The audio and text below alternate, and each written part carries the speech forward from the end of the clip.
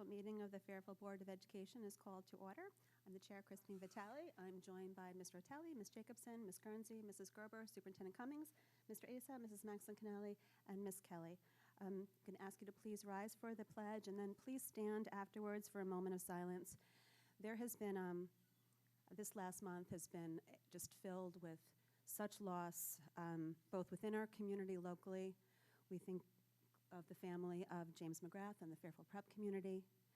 We think of the family of Charlie Capalbo, who passed a few weeks ago. We think of our neighbors in Darien, who lost 3 students over the past month. And just yesterday, we think of the community of Robb Elementary School. Send our condolences to all of those involved. And, with that, just count our blessings. Ms. Jacobson, will you lead us in the pledge?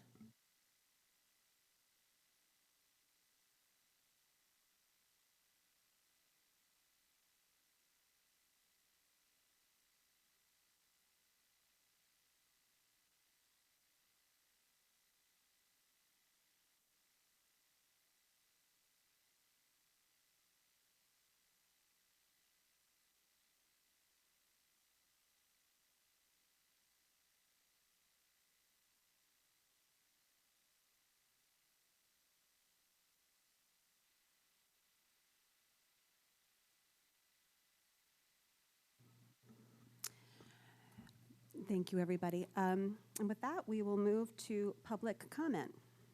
Any members of the public would like to give comment at that time? I invite you to come forward. I don't see anybody. There'll be another opportunity for public comment later in the meeting. I suspect that some people might have missed that the meeting started a little bit earlier today. So we're moving right along to old business, approval of the administrative proposal for 2022-2023 budget adjustments. That the Board of Education approve the administrative proposal for 2022-2023 budget adjustments. Can I have a motion? Mrs. Gerber, second. Ms. Guernsey? Superintendent has an update to what was presented at our last meeting, so I'll forward these around.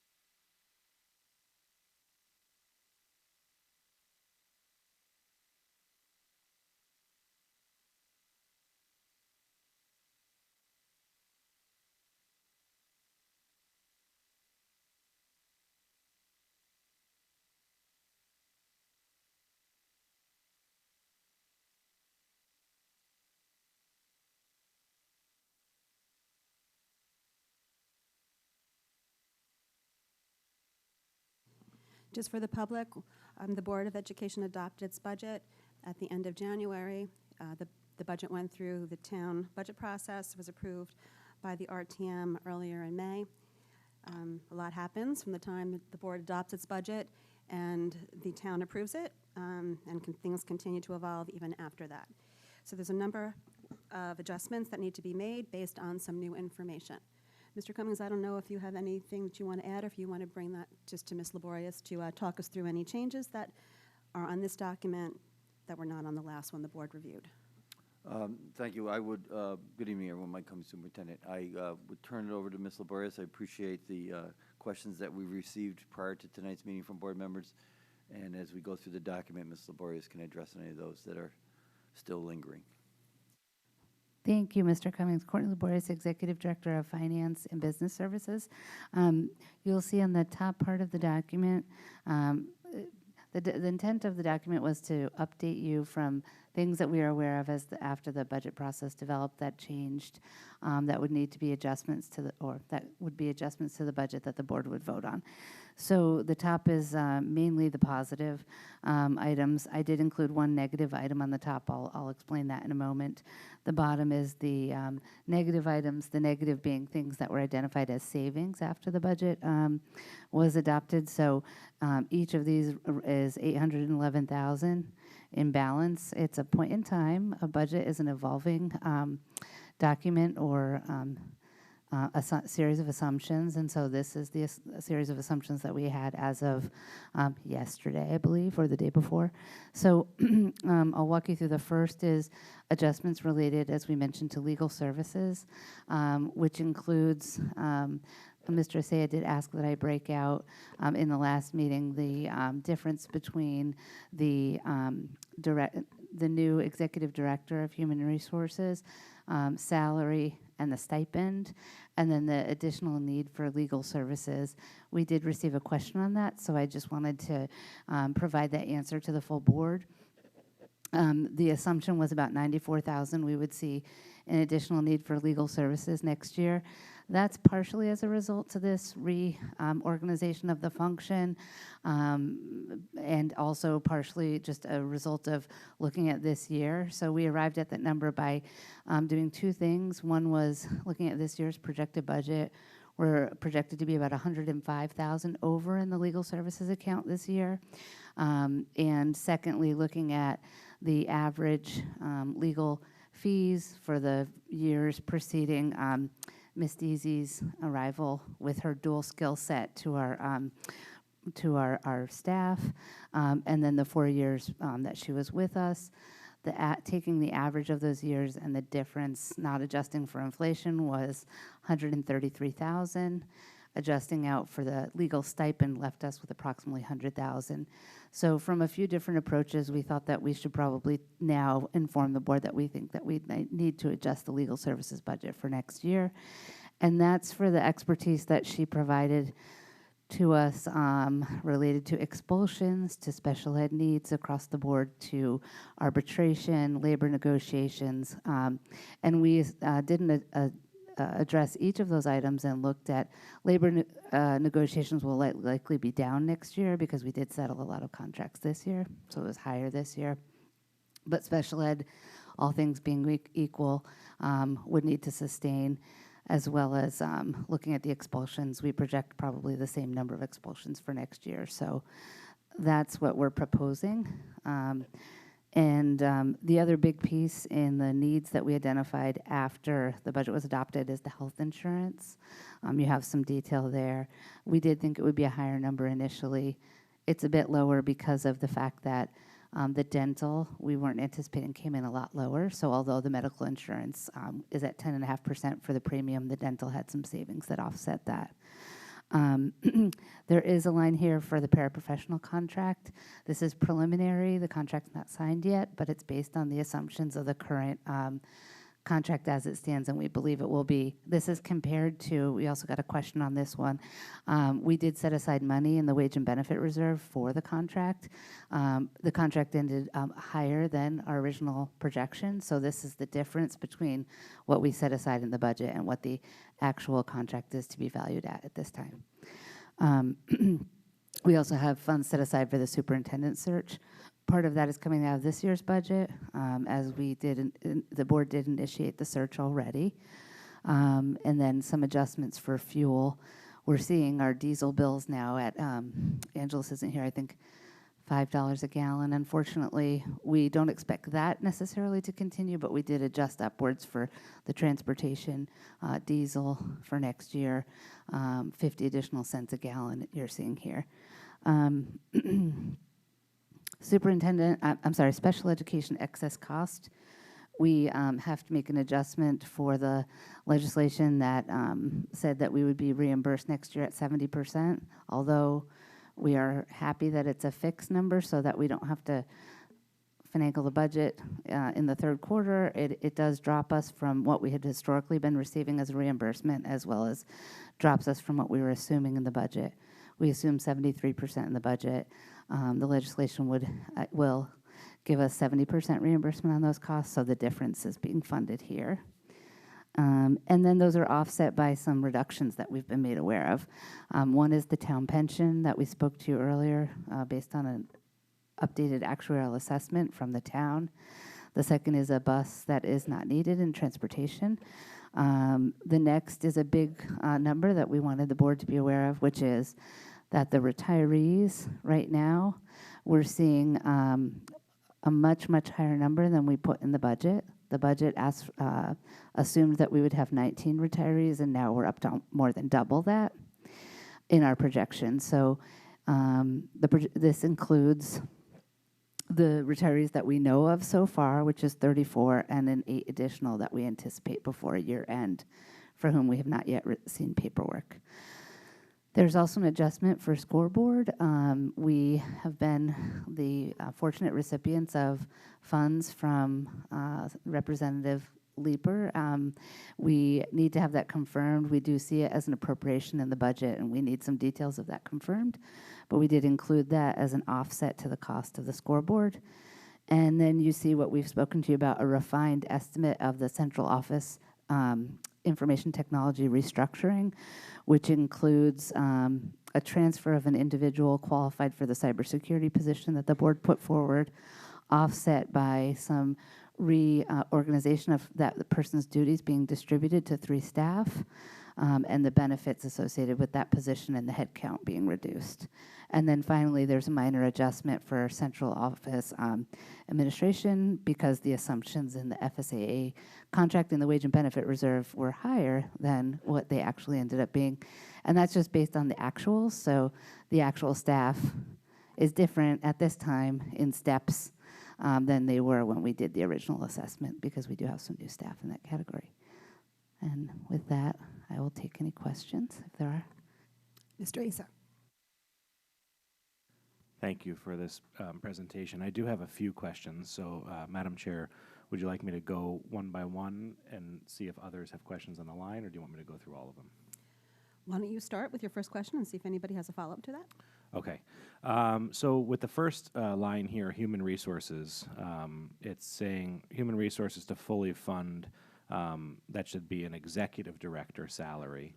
And can you just elaborate on that? Because I know we did talk about budgeting what I thought was an appropriate amount when we did it, but now are you saying the potential candidate pool is calling for more?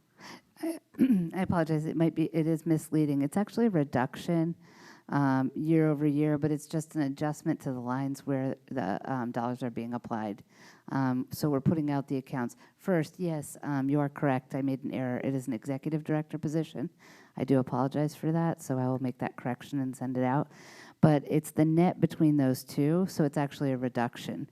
So if you were to look at the salary of the former executive director of human resources combined with the stipend, this is actually representative of a reduction from that level. And so this is saying we would need from the base salary that was not inclusive of the stipend, another $26,374, and that's offset by the stipend.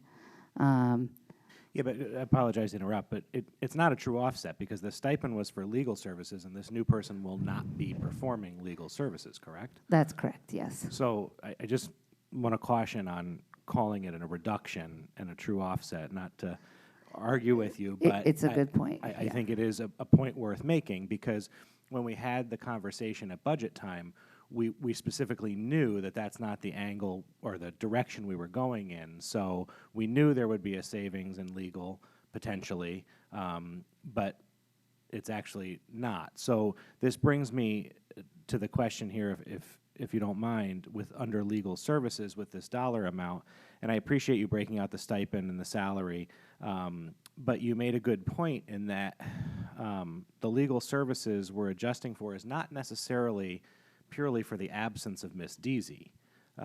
What you're saying, or what I'm hearing, is that we have been over on our budget for a number of years on legal. So part of this 94 is an adjustment for different numbers prior to your tenure. Is that it? Well, I would say this year we're over, and we were without Miss Deasy for about 3/4 of the year, if you add up the time she was on maternity. So we used this year as a proxy for what it might look like next year. We were not over every year on legal services. So during her tenure, we were pretty close to budget. Prior to her tenure, we were over budget quite some years, and the budget was high. So I guess to answer your question, looking at this year, we saw that there was a need related to the pattern of services that we had. In addition, looking at the experience prior to Miss Deasy being here and trying to make an assessment about an approximation about what that could look like, that was the proxy that we used. We also looked at the number of special ed referrals and cases that we are currently utilizing the lawyers for. The caseload we expect for next year came up with a special ed assessment and did that for each of the areas. So it is an approximation, but based on those pieces of information. I guess I'll just ask if any board members have follow-up. Ms. Maxon-Kennelly. Just one quick follow-up. And we don't know this now, so I know we can't anticipate it yet, but with a person coming on board for HR who has, I believe, extensive background in that field, isn't there, and this is just something for us to look for next year that I will be following up with a question on, but is it possible that this person will need less legal assistance in the course of negotiating so that we might actually, that might be one area of our legal services that will reduce? Again, nothing we can anticipate for sure yet, but something to look to for next year. In our projections, we did keep the labor negotiations aspect flat and some pieces of the human resource flat with that in potential anticipation. Does that answer the question? What it sounds like is when we hired someone for that position previously who did not have HR background, we knew we needed legal support in that, and that was, proved to be a very good working relationship. But with somebody with extensive HR experience, wouldn't less legal help be required in the course of those negotiations? I'll address that. I think potentially yes. I think given the candidate's experience in the HR role, we would count on that experience, hopefully, to defray costs. Again, nothing that I think we can count on a number right now, but it is something I will be curious about come the next budget cycle of, is this something that we can look to maybe starting to reduce? Again, I don't think it's a huge number, but look to reduce in future years. Thank you. Any other questions about this line item? Mr. Asa? Just a follow-up to that. I understand what Mrs. Maxon-Kennelly is saying, but I use caution with that because Ms. Deasy was an attorney, and we still had legal representation during negotiations. So in theory, we had two attorneys. So I'm not necessarily sure that we would actually see savings in that realm based on experience. And I guess I would say fair point, except that the attorney needed an attorney. So therefore, I'm going to chalk this up to this was not, and again, lots of areas of expertise, this was not hers. So again, if it turns out not to be anything, fine, but I would hope that we might see some savings there. Thank you. Mr. Asa? Okay. On the fuel, I'm just curious how we came to the 50 cents per gallon, if you can shed any light onto that. I know we do rely, I believe, and correct me if I'm wrong, on the town for a lot of this information, but seeing diesel approaching $7 a gallon, I know we buy it cheaper and aren't paying the taxes like the truckers are, but if you could shed some light on that. Sure, yeah. It's we do, and we did make an adjustment to our budget based on the town's assessment at the time. Like us, they are holding aside a bucket of reserve. We did speak with them. It's not a hard number or a number that I can hang my hat on, and I don't know that anyone can. I did reach out to colleagues and see what they were doing, and it seems like that we were at 270. We're now at 320 in our assumption, and other colleagues are using that number. We did speak with our energy consultant, and he said that seemed realistic at this point. We'll have to continue to monitor it because we just don't know what's going to happen with the cost of fuel. It's happening to everybody, so I'm hopeful that there'll be some solution that will come that will impact school districts because it's going to be a challenge next year. Thank you. Ms. Kelly? Sorry, when you say you're holding on to reserves, what does that mean? Holding on to reserves.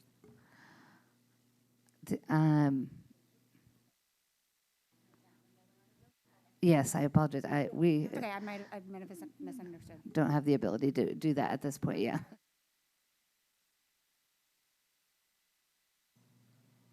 Go ahead, Mr. Asa.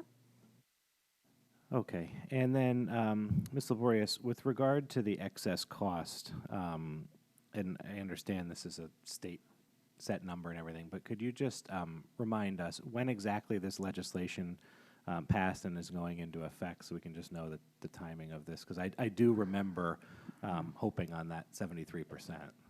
I apologize. I don't remember it wasn't more than 2 weeks ago, 3 weeks ago that we were notified.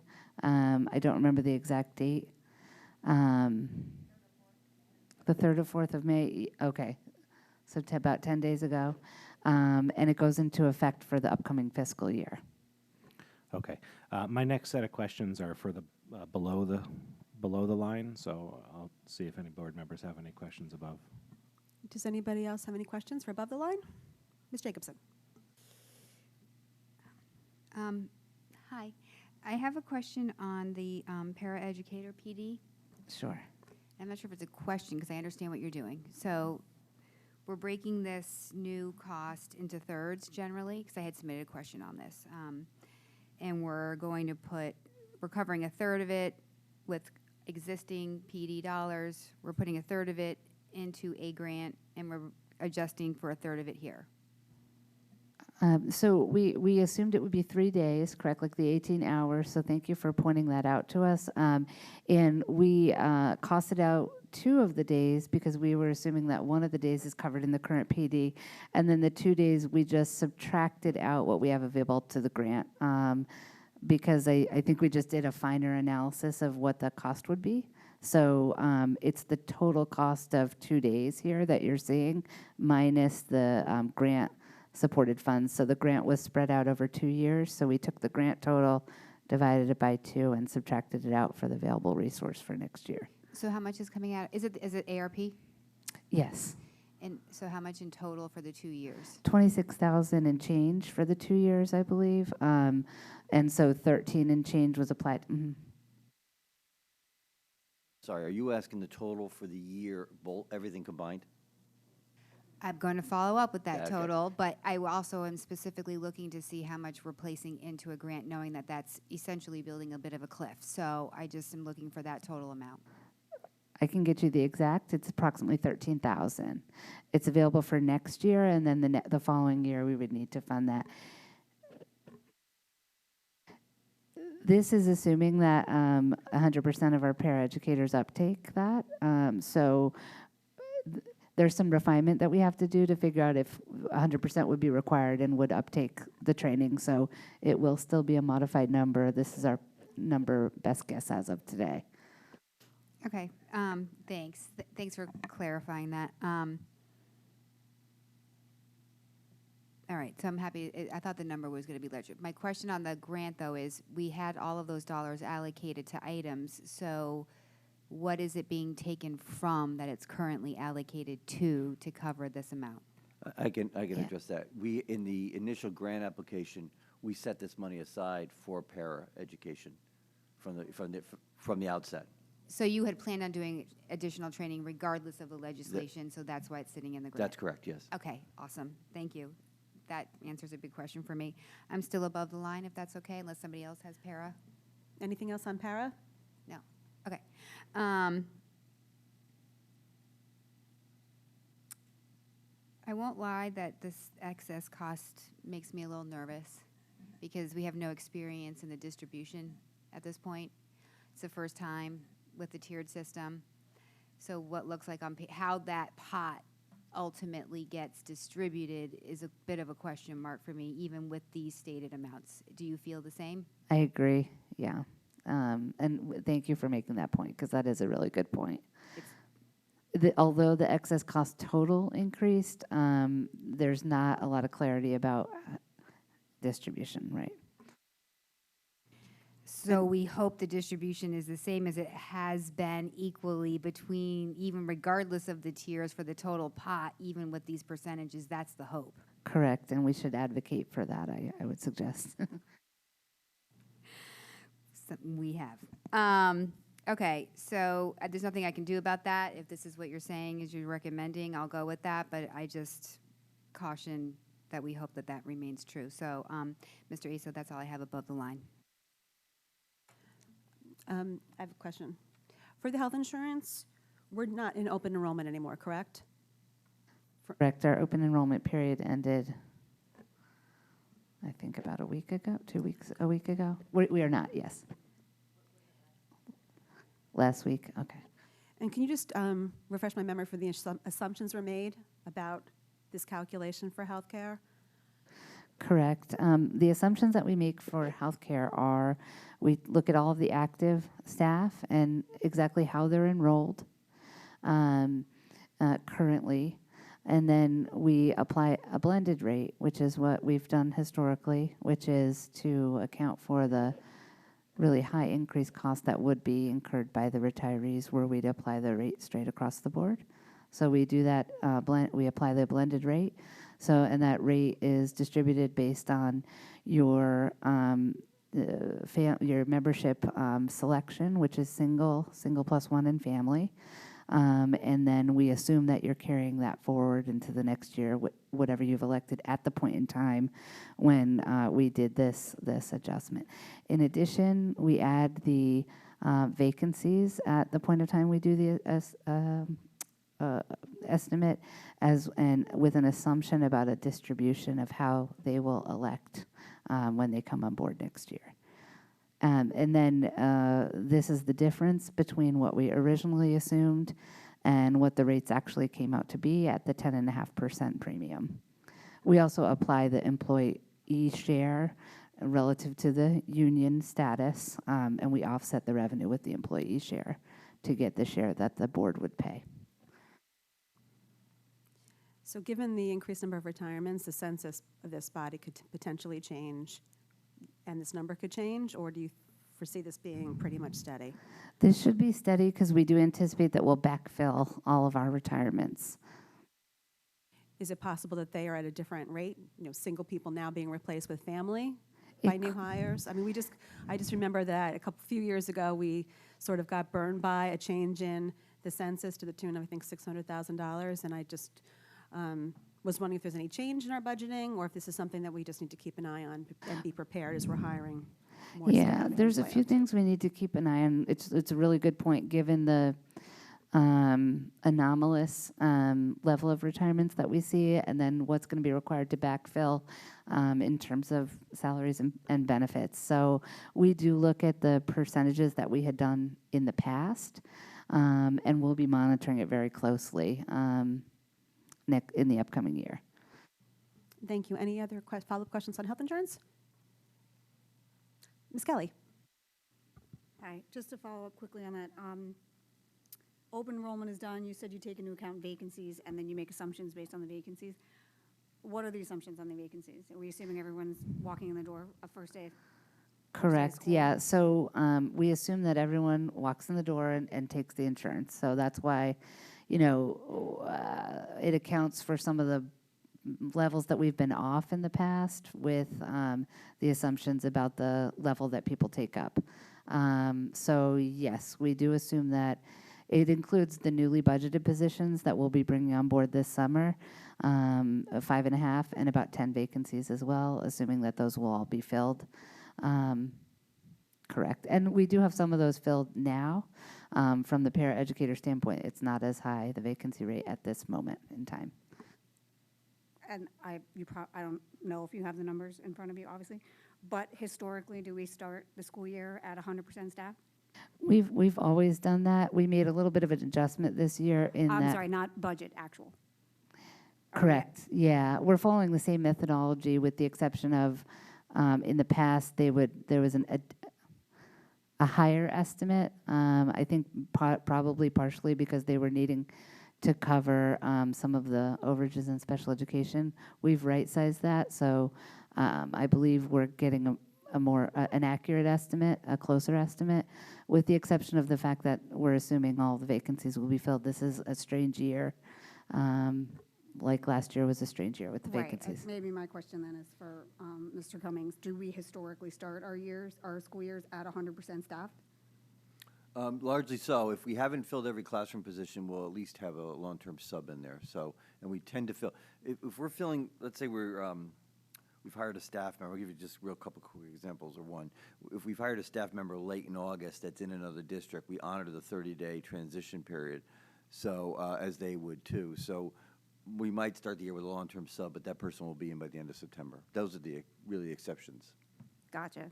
It just seems very conservative to me to assume that we will start the year full staff, given the 34 retirements and current hiring situation. But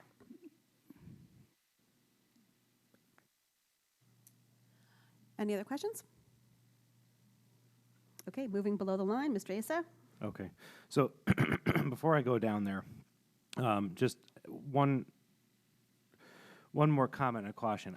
The fuel is not sitting well with me. And I just want to say that. I know we're voting on this tonight. I'm afraid we're not budgeting enough. And I don't know what to do about that because I don't have a crystal ball. But the numbers, and I know it's somewhat out of your control because we can only deal with what we're given. But some of these assumptions, even from the energy expert, that these numbers are going to come down, and the pie in the sky that the state will actually subsidize districts, I don't believe that. I think that's a great thought, but the idea of the state of Connecticut helping Fairfield, Connecticut with their fuel costs, I think is a pipe dream. So I just had to say that. So going to the offsets here, I know, the town pension, and we talked about the transportation last time. We just touched on the retirees, but just for the retirees, I know it's spelled out here, but just for the public, because Mrs. Maxon-Kennelly asked a good question, I think, in one of the previous meetings, and we're talking about filling these vacancies. So the savings on the retirees is not because the positions are going to be vacant. It's the assumption that the person coming in will be coming in at a lower rate than the person who is retiring, who most likely had been with us a long time, correct? That's correct, yes. So the next item here, you mentioned the scoreboard and this $75,000 appropriation in the state budget, which is listed, I believe, as Ludlow Park. So, while it sounds great that we may be getting this money, I'm a little curious to see, has there been any more indication or any kind of definition or listing of what strings are attached with this, where the money's coming from, is if it's grant money, if we put this money to the scoreboard, are there restrictions? I'm just curious if we really have anything, or are we flying blind here? We just put it as a placeholder because it's in an appropriation under, as you mentioned, Ludlow Park, to be transparent to the board. And but I don't have any other information as of yet. How it will be given to us, if it's earmarked with specific requirements, we don't have that information yet. And just to be clear, that's not for a lack of asking. I believe you and Mr. Papa George have been trying to inquire about this, correct? Correct, yeah. We first found out on the, at my watch again, the 19th of May, so we did reach out and place a phone call and haven't heard back yet. Okay, so, this number, concerns me for many reasons, one of which, or the most important of which, is there's so many unknowns here. So I guess I'll leave it with that and see if anybody has anything else. Ms. Jacobson. Just speaking to the source within the budget in which it was allocated, it's from ARP funds. So can't say for sure, but it would only be restriction to the allowable use of ARP funds and any reporting requirements, which I would think would have to be done by the state because they're the ones who are expending the dollars under ARP, right? Report that we actually did it or whatnot, right? Well, I guess if you don't mind, my questions when I mention restrictions, we've talked for years about potential sources of revenue and income, and we've talked about a full digital scoreboard where we could potentially be selling advertising space. And I wonder, working with grants for a living, are they really going to be okay with using federal relief dollars for a scoreboard that actually generates us revenue, or will there be restrictions that we can just buy a scoreboard and it has to be used as a scoreboard with no fancy features? I mean, that's my concern. Nothing in the legislation pertaining to that. So, I mean, I can't obviously answer that question, but there's nothing pertaining into that, into the legislation. There's not even listed as a scoreboard. And again, that's another concern that where's the clarification on this? I think one thing I would just say is, and it's important for us to go through all the details of these pieces, and as we continue to monitor changes to the budget monthly in our finance committee and quarterly as we report out to the expenditures to the board, I welcome, and these questions are really great. And a budget document is a living document, you know, and so these things will modify as we go. So we're accounting for the risks that we see the best we can at this point in time, and also the offsetting potential sources.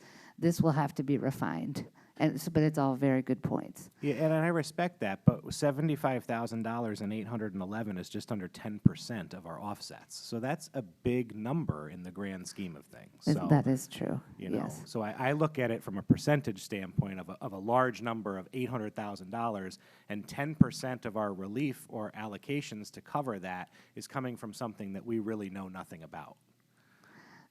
Mr. Yeah. Asa, I reached out to Representative Leeper this afternoon, you know, just to give some more background to the board and to the public. As the board knows, board leadership met with our state delegation after we had adopted our budget in January.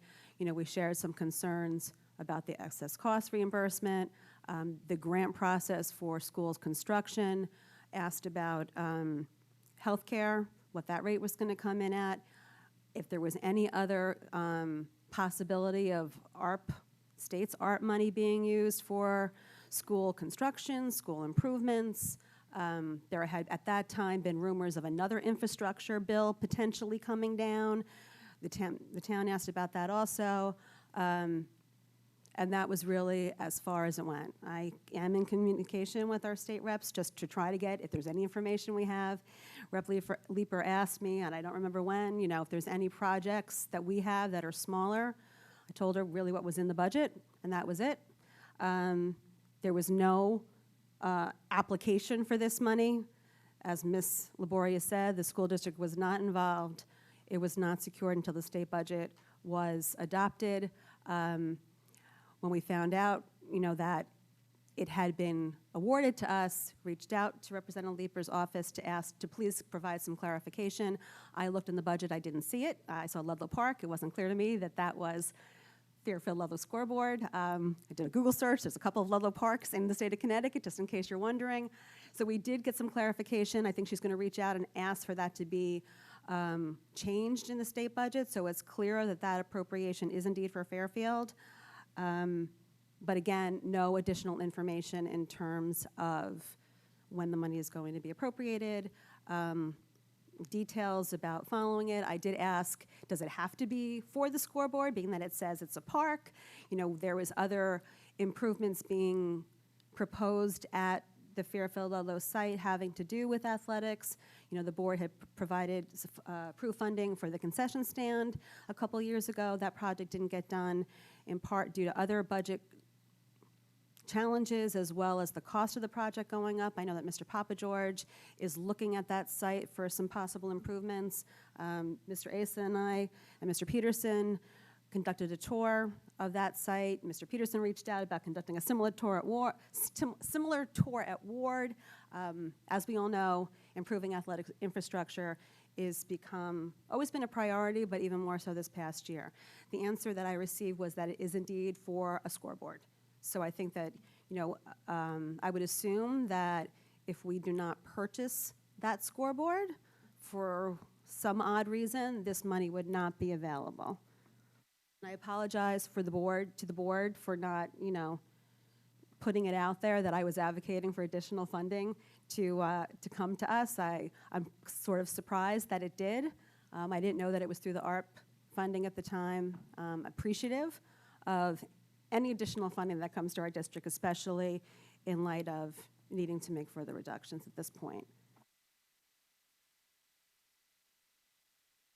Mr. Asa, back to you. Is there any more discussion on the scoreboard? I do have a follow-up. Made me a little nervous about if we don't purchase a scoreboard. So we are, I mean, that's moving forward now, right? It absolutely is. Okay. Just putting it out there that we, this money is not like a blank check. We have to purchase the scoreboard to get it. But yes, we're. So I guess the final question I have here is, if we were not to use this money as an offset, do we have any alternatives tonight of where that $75,000 would come from? How do I? So the budget is constantly a balancing exercise. So just like with when we look at our special education costs this year, we always wait to do capital purchases until spring for that reason, and that's something that we will do again because there will be more things that are unanticipated that come up in the budget. There could potentially be more retirees than what we know of. I hope not, personally, from a standpoint of keeping our knowledge base intact, but that's a possibility. The para contract, when we get the final contract, this is only the stipend portion. There could be additional savings or costs associated with the para educator contract when we do the final adjustments. But there are constantly ups and downs in the budget, and so I do feel confident that we would be able to cover this because we'll know in short due course the terms and the restrictions and the availability of the fund, how it will be transferred to us. It's just a matter of short time.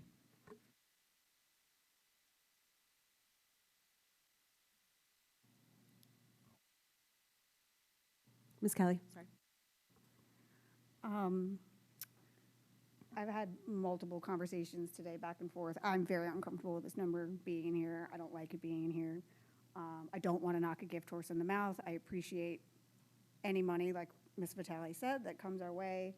I don't appreciate the manner in which I personally, as a board member, found out about it, which has nothing to do with you. Didn't even know that this was, coming down the pike, but it's here and it makes me uncomfortable. To follow up on Nick's point, because I don't know if there was like a true answer to that, and this may be, I don't know if this is more for Mike than for you, so I apologize. This was pretty much a last minute surprise, if you will. So I'm assuming that this document looked different prior to that $75,000 in there. And I'd love to know if it were to come out and we didn't use it as an offset, where would you have taken the money from? I'm not at this point. Sorry, I don't know. Yeah. No, well, I would have said to Ms. Laborious, where would you take the money from? So Okay, go then ahead. I will ask you where the money would have come from. It's going to be a challenging year next year, and we're going to be monitoring things very, very tightly and closely. At this point in time, I'm so in it because we were live doing this today. Like you said, there's a possibility to look at a little bit of attrition in the health insurance and refine there, and that could be an option. We wanted to show as realistic a number in the health insurance as we could, related to how we've presented the numbers historically. But that would have been an option as I'm thinking on my feet right now. I am putting you on the spot, but again, at the same time, I have to believe if we had to add in the paraeducator professional development relatively last minute, that's only 52,000. This was 75. So something else either came off this list or was added to the list as an offset, and I'm just wondering what the previous or a draft iteration of this was to know what maybe fell off or what else was on the list. Well, I would say to you, I don't think anything came on or went off. The numbers were adjusted as we further refined. We looked, since we last spoke with the board, we looked at the fuel number, we looked at the retirement number, we looked at the health insurance number. Those were things that, as we gathered more data, we further refined. I had asked Ms. Laborious and the other executive directors to come up with a better number.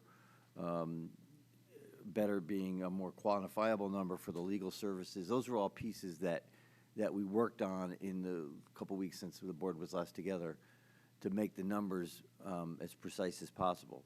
I think that if, going back to your original question, if I had asked Ms. Laborious where we would find this other additional money, and she gave me the answer she just gave me, the other place I would ask about is retirements. Because, you know, you had asked a question earlier, and I have some information that I can share with the board now. Which is a great segue, I guess, Well, but we can wait if we want to I've finish learned on over the 3 years. scoreboard. But I think that question is, because that is probably the most fluid number that we have, and, you know, and we've had conversations with this board and with other town boards in the last few weeks around enrollment, elementary enrollment particularly, and how that changes over the course of the summer. And a corresponding change happens in retirements over the course of the summer. We like to think that we'll have a good understanding of openings by the end of the school year, but there is also the potential not only for retirements, but for people to take positions in other districts, for people to decide that they've had a child and want to stay home now. So there's other staffing changes that take place during the course of the summer that we continually adjust for. So I will, Ms. Kelly, if you want to ask the question, and then as you're doing that, I can provide the information that you had asked for earlier. Right, I just want to finish just on this, but I will go back to that in 1 second, and I don't know if anybody else has anything. But I personally would be more comfortable taking this $75,000, and as I mentioned to Ms. Vitale earlier in the day, I know we can't give it back to the town right now. The mill rate has been set, we can't give it back, it is what it is. But when we submitted our budget and presented it to the other town bodies, it was with a fully funded scoreboard. Fully funded. We all agreed on that. And now we're getting money. Wonderful. That's wonderful, but it's money that should be offset and given back to the town, in my opinion. It's too late to do that. It's the limited research that I did on that. It is too late. I would like to see it potentially earmarked and returned at the end of the year, because I don't think that we're double dipping, in my opinion. So, and I think that there's a way, I think we've just kind of established, and we can go through following up on the next question with the retirements and possible attrition. It doesn't sound like it would be that difficult to find it if we really needed it. We cannot double dip for a grant, so we would not double pay for the scoreboard. We would pay out of, you know, let's say the scoreboard did end up costing $140,000, which I think was what was in the budget. We would pay, you know, net of the $75,000, so the 65 right from the Board of Ed budget.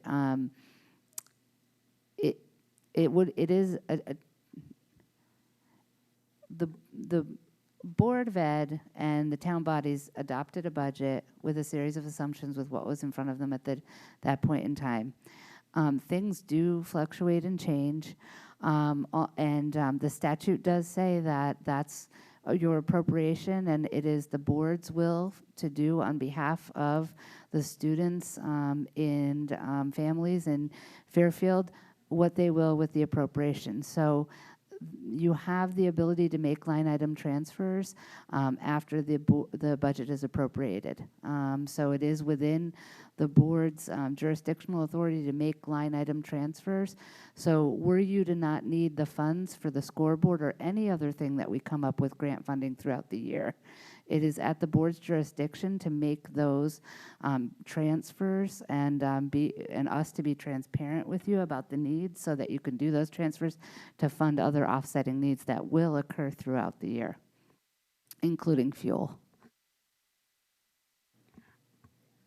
I'm just not comfortable with something that we've already asked to be fully funded, that we've agreed to fully fund, being effectively used as a contingency, and that doesn't sit well with me. Mr. Asa. Yeah, just as a follow-up to that, so will there be any kind of motion coming on this? I would like to make one, so I don't Well, know how much the reason I ask is I guess that'll determine, but what I was going to say is, to Ms. Kelly's point, I somewhat agree in that, and I understand what you're saying as far as reallocations. We do this all of the time. But to hone in on Mrs. Kelly's point is that we were funded 100% at the budget ask, and every year we have a situation where we've got unexpected things and we have to make these adjustments at this point in the year and throughout the year. What I would say to the idea of, I think you used the word earmark, you know, I would be supportive of that, especially at the end of next fiscal year, so next June of 23, that if we are looking at a surplus, that absolutely, if that surplus is $75,000 or more, and we use this money for the scoreboard, that I would fully expect, and I would make the motion at that time, to return that money to the town. So I would like to say that, and because I understand both sides here, and I agree that there's nothing we can do with the money right now. First of all, we haven't gotten it, and the fiscal year hasn't even started. But you know, this year we are hopefully going to have a surplus, and we'll discuss, as we always do, what we are going to do. Last year we put a lot of money in one area, and this year we'll be talking about various options. But when we get to June of 23, if that money is sitting there and we have gotten this money, I would expect that those funds go back. Yeah, and I do just, if I could add, Ms. Vitale, Yeah. we are in the process of also applying for a FEMA grant.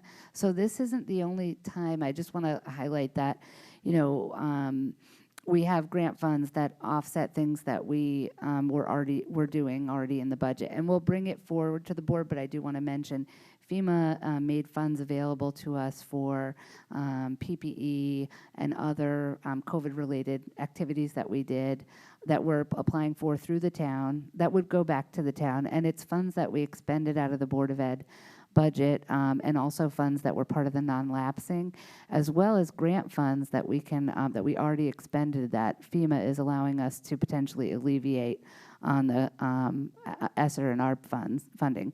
So we're submitting that.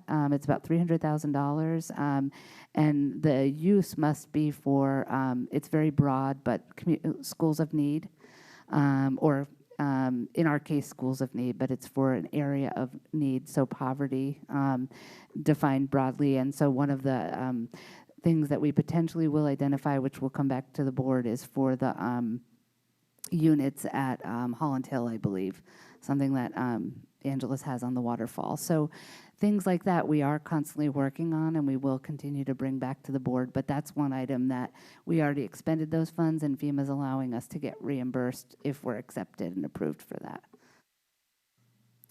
Mr. Asa? Just one final point, and I would just like to stress that we apply for grants all the time. I mean, we've talked about elevator projects and going for community block grants to get funding for that, and we would never halt that. This I do want to point out is a unique situation that I don't remember in recent history where the state is sending us money that we haven't asked for. So just to put that color on there, this doesn't normally happen. And this is not a grant that we said we were going to apply for or did apply for. And as to use Ms. Kelly's points, don't look a gift horse in the mouth. But I think it's important to note that this is different than traditional avenues of grant applications, which we should continue to do. So Yes. that's it. I just wanted to say that. Yes. Ms. Maxon-Canelli and then Ms. Jacobson. And just, we should continue to ask the state for money because now they've set a precedent. So now maybe next year we can get something for Ward Park. And we should keep the money that the state sends our way. Yeah, thank you. So a couple of thoughts on this topic. First of all, whether we applied for it or not, I'm not positive, nor do I know if I need to be positive on why that matters. Because whether it's something we knowingly applied for as a district or something that a member of our state delegation applied for and got awarded to us, it's a grant. One for which and I think everybody here is grateful. However, what we have, I'm thrilled to have it, but what I think we as a board, if we're not aware of, we need to raise our awareness of, that for the first time ever, in my experience in the town of Fairfield, forget about the Board of Education, other town bodies trusted us. Let that one sit there. The Board of Finance trusted us The RTM trusted us. I, more than ever, want to be worthy of that trust. I'm not going to be looking to sneak this $75,000 off and you know, getting, I don't know what you could get with $75,000, but I want to be worthy of that trust. I want those other town bodies to see we did not pad this budget. We had tremendous needs. We made the case for it. Our case was believed, and now we're going to deliver on that budget. And if we have a surplus, I don't know that we have to make motions to return it or not, but I would love to be in the position to say, we estimated at a $200 million budget. We were able to deliver on everything we promised, on every need that we perceived, and we were able to do it for less than we projected. Take this back town. I would love to be in the position to have that kind of a surplus. We made the decisions, we made the votes, and all of that with the best information we had at the time. And we were trusted. And I can't, it still is a staggering thing, I think, for all of us to have been trusted and now to be worthy of that.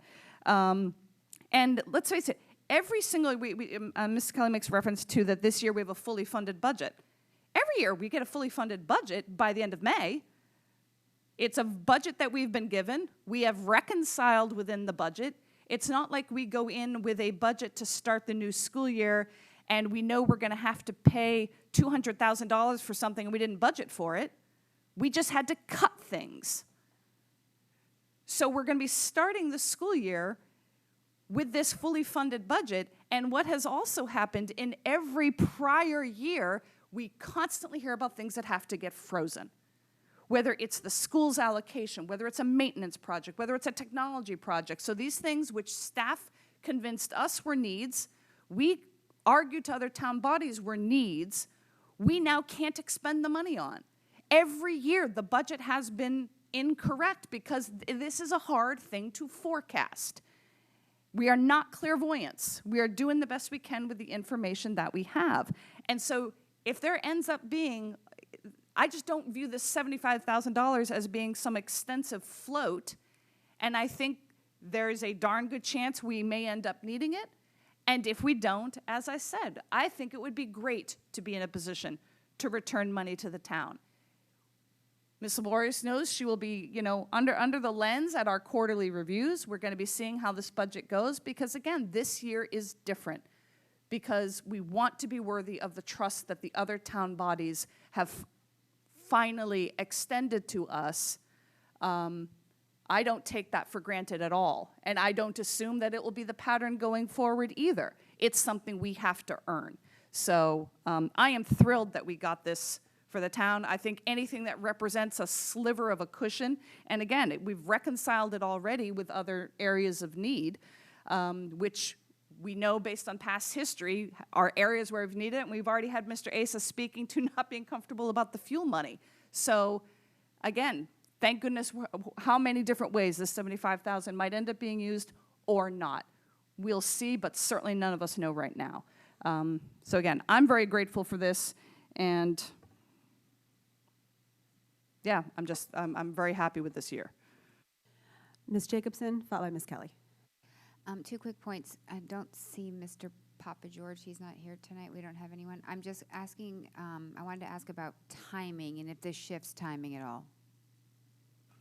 Mr. Papa George is attending a family event, and he'll be here for the later part of the meeting. Happen to know the answer to that question, like in terms of, are we going to be delayed in ordering? I can speak to that. In facilities this past Wednesday, this $75,000 has no bearing on our moving forward with the plan, and those plans are still moving forward. Thank you very much for that clarification. And on the other points, I just am mindful of the fact that we put some things in delay when we adjusted down our budget to the $1.7 million. So we delayed textbook purchases and an HVAC technician, and we now will have a carry forward on the paraprofessional PD to build into next year as well. So as much as I would like to think that we would have a surplus potentially that we can return, we still have things to pay for that we decided not to at this moment, that we're going to have to add in. So I'm keeping, that's about $200,000 for those items alone. So I'm keeping that in my mind. Thank you. Thank you, Ms. Jacobson. Ms. Kelly? Just to follow up on Ms. Maxon-Kennelly, I agree when she says that the other town bodies trusted us. They did trust us.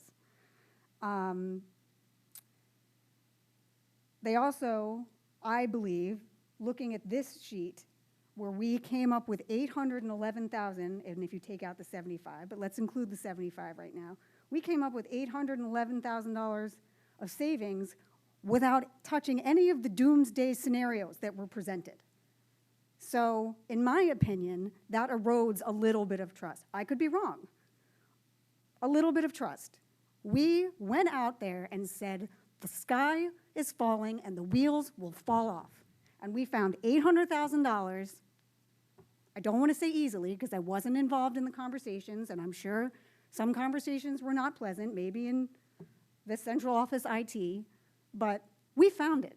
And that's through your hard work, and Mike put in some hard work there, so I'm not saying it just fell into your lap, but it happened. But we presented an entirely different story when we presented this budget to other town bodies and to the rest of the community. And if we're going to have a conversation about trust, we can't ignore that.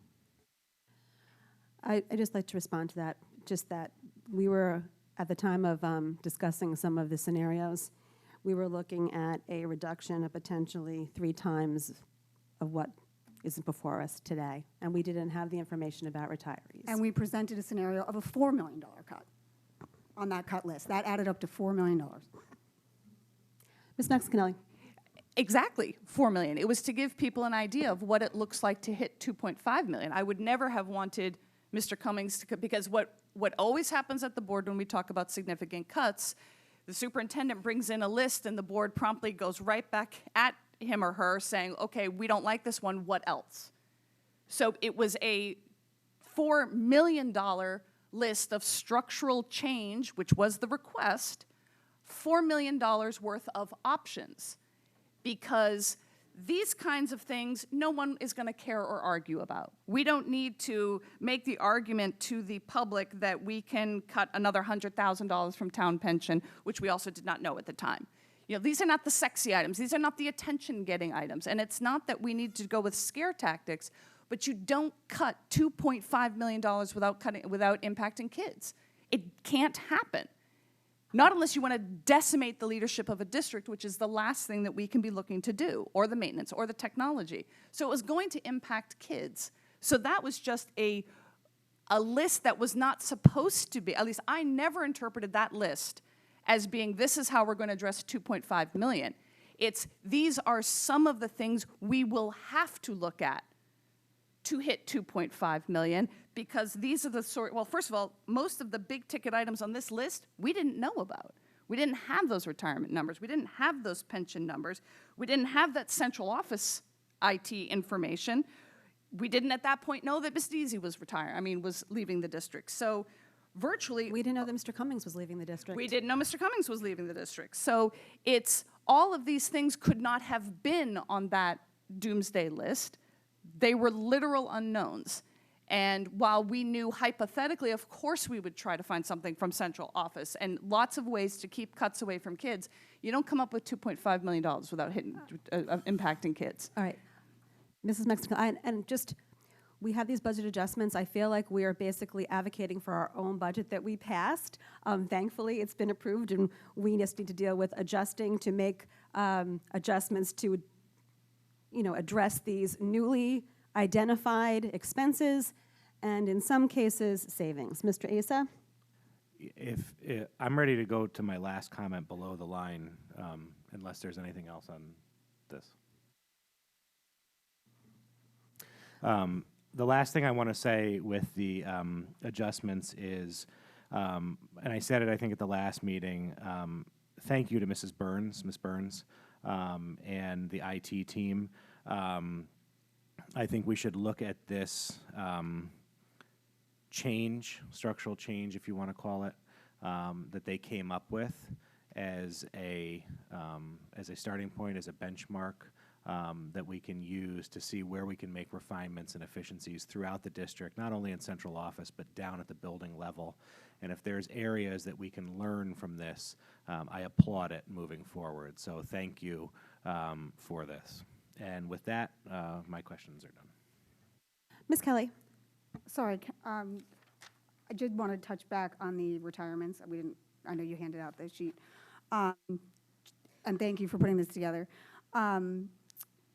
So if I'm looking at this correctly, last year for the 21-22, it looks like we budgeted for 19 retirements, but in actuality, there were 28. Correct. Okay. So knowing that with the 28, we still went with the 19 assumptions in the original budget that we put forth. Correct, yes. Mr. Rasmussen, who is our data guru, put together analysis which looks at actual employees and staff, the age, and we make an assumption about their likelihood to retire. We saw people retire at much younger ages than had been historically in the past. We thought that last year captured most of those people, and we were wrong in our assumption. Okay. And I guess I'm trying to understand the, if only not, like, I'm looking at the difference column now. So the 9 heads was a $586,000 save, but 20 heads is only 400. What's the rationale there? Right. So, I just want to point out, if you look back historically, before COVID, we were 23, 19, 17. And again, it's based on our actual data with the age of employees with a certain assumption on the historical trend. So the difference in the dollar amount is because this is still a projected number for this year. We don't know who is going to be hired to backfill. So you see the number from the previous year was based on the actual. So you can see that the actual average difference between, in the second column, set of columns, where it says 28, the total savings was 966,000. So we actually saved 34,522 per retiree against the new hire that backfilled that person. So by all accounts, this is a very conservative number. This 400,000 is very conservative. I would suggest that it was based on the pre-COVID numbers that we saw, and it was what we thought would be realistic at that time when we built the budget. But even the $20,000, where does that number come from? Because really now you're going back to 2018, 2019 to get the 19,000 almost comparable. Yeah, so I was following the historical trends. So we've been using 20,000 since 1, 2, 3, 4. Yeah, going back to. Oh, I'm sorry. I'm looking in the 1920. actual column. In the actual column. In the actual column, we had a deficit in 18-19, which was the year before COVID, of about $500,000 when we assumed a $20,000 with 19 retirees. So we went back to that assumption of the pre-COVID numbers when we were building next year's budget.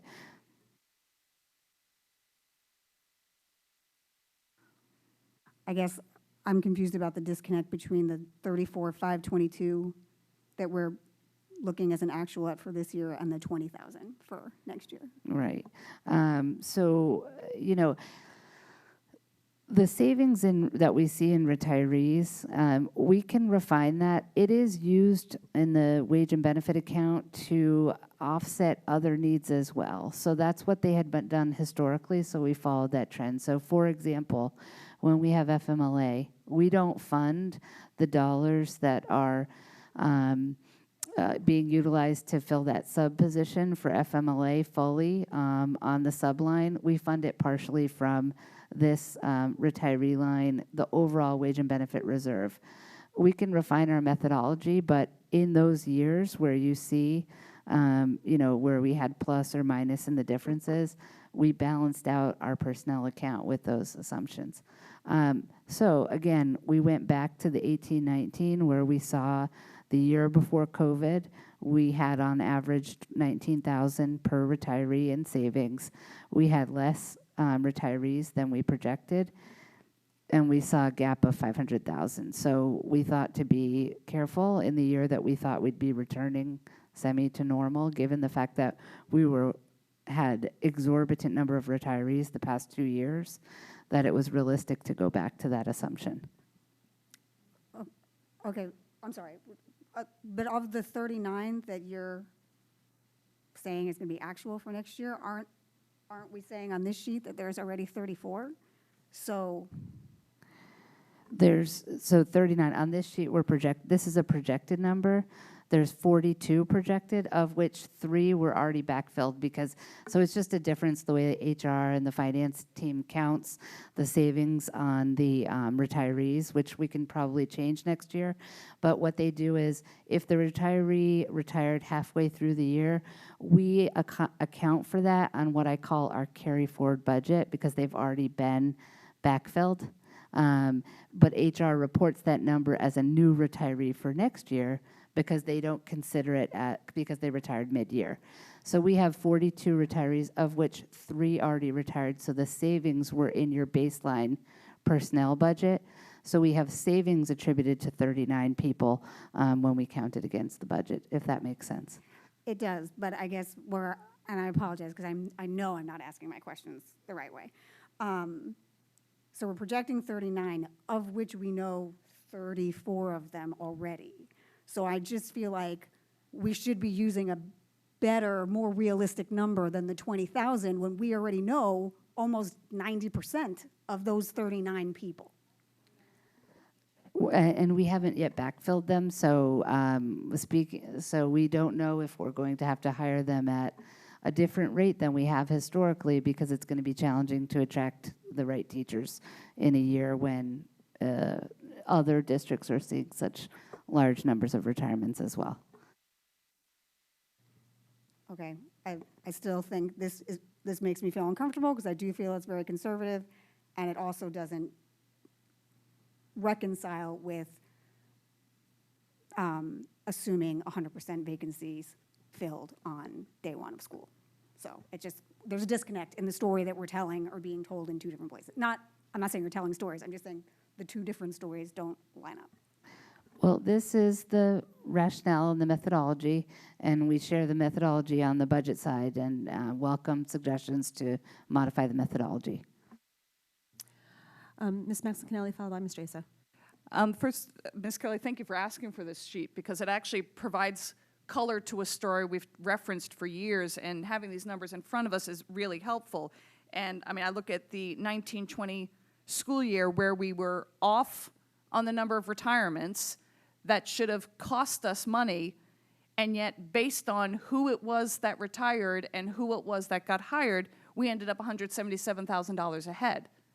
And this kind of information is actually really interesting to see from that perspective, and which is where I definitely understand Ms. Kelly's approach to this in terms of you feel like a certain retirement equates to this kind of money, and if it is looking like it's more, why can't we not have as a conservative estimate? And I understand that, but having seen the work of interview committees in my school right now, and knowing the far fewer number of applicants, and right now they're hiring people with a great deal of experience. Those happen to be who have applied for some recent positions.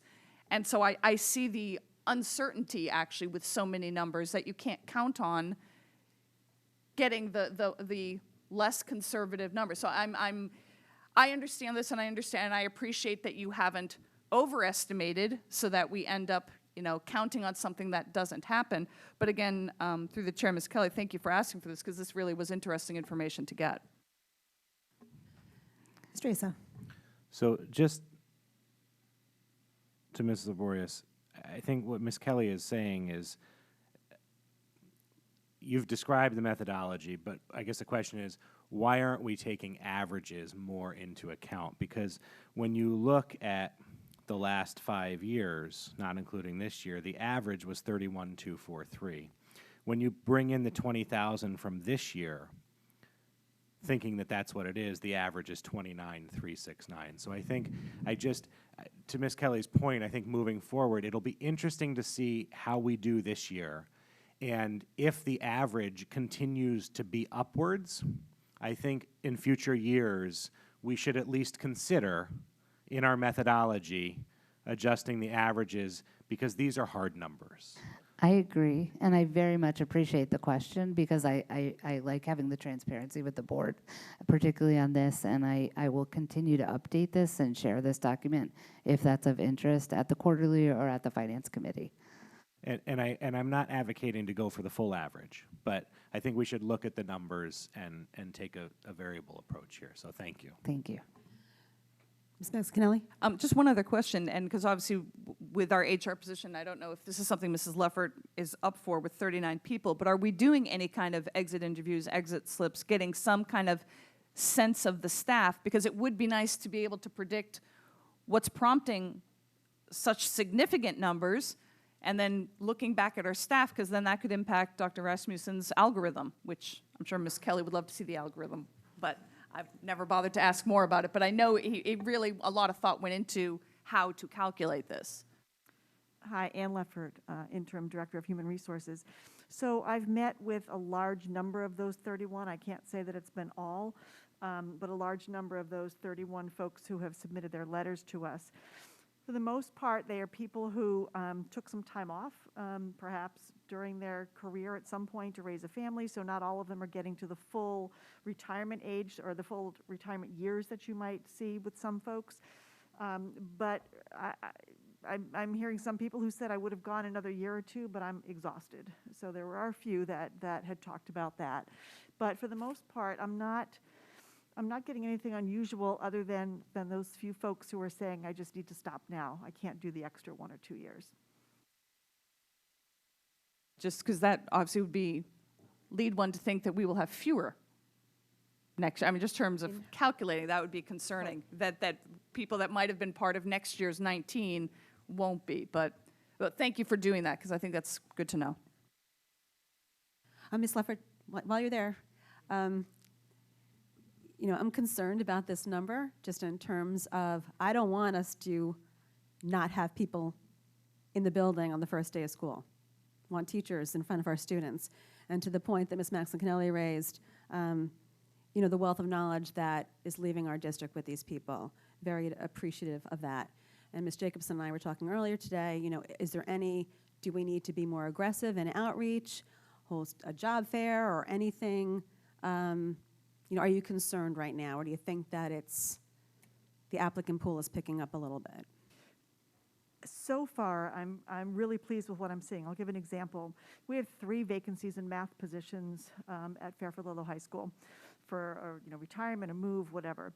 And we have found some really good candidates, and these particular candidates happen to be early in their career. So it was interesting to see some of these folks. Our shortage areas are the ones I worry about. I worry about world language, I worry about special education, about math, about science.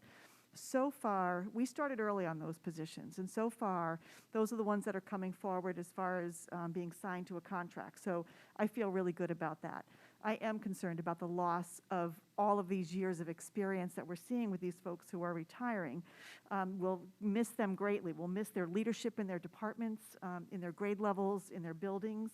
But I think the structure that we have in place with curriculum liaisons, curriculum coordinators, who really step up to the plate to get any new staff up to speed, I'm not seeing a great concentration in any one area, so I feel really good that the folks who are coming on board will have a mentor, will be working with their curriculum leaders, and really get up to speed pretty quickly with the district. And that will start over the summer. Many of our new hires ask for information about curriculum ahead of time so they can get started on it.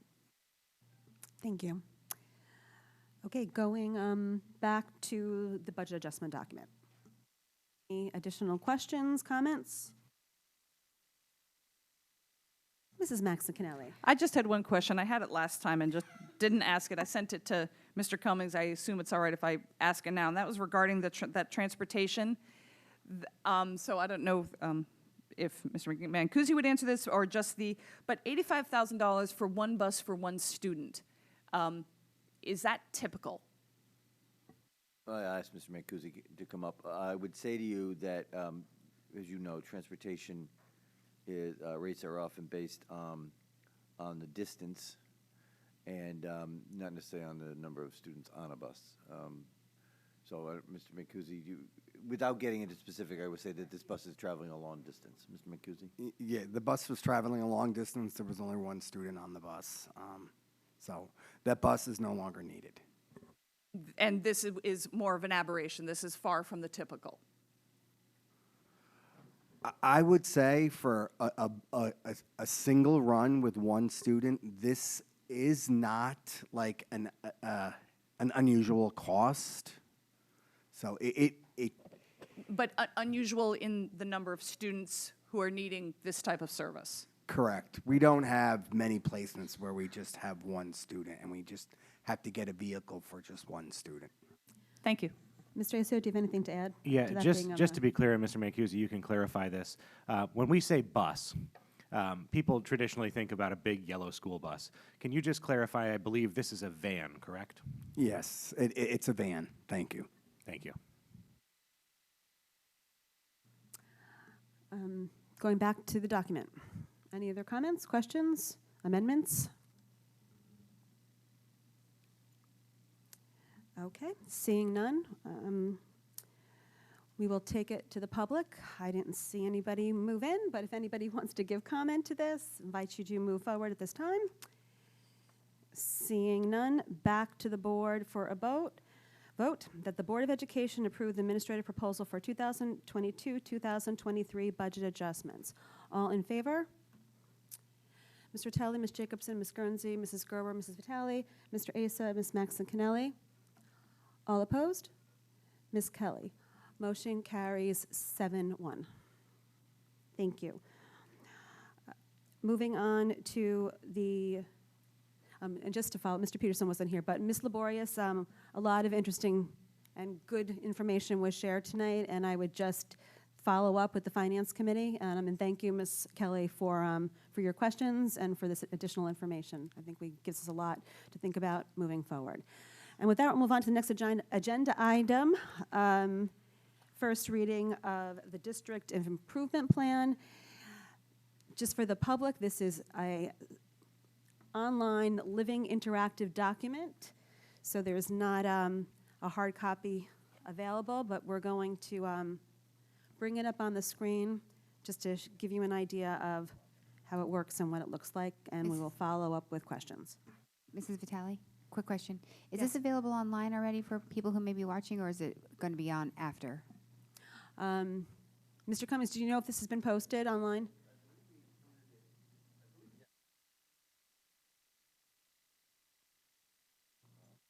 Not on the agenda for No. tonight, so it just, No. okay, so it'll just go up after. Yeah, Okay. so for anybody watching, it will be posted online within the next 24 hours or so.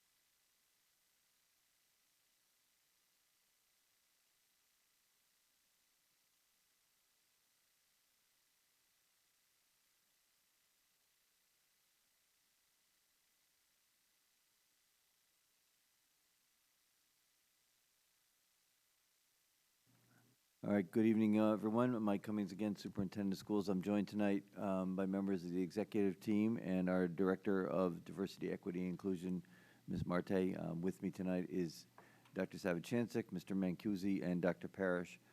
We're here to go over the district improvement plan. As board members have seen this, we've also, we appreciate the questions you've submitted in advance.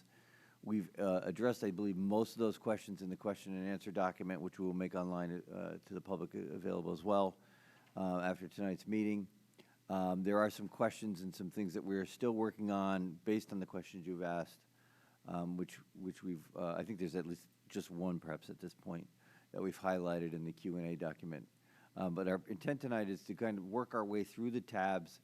If there's any specific questions that we've not addressed or further questions have arisen, we'll attempt to answer those tonight.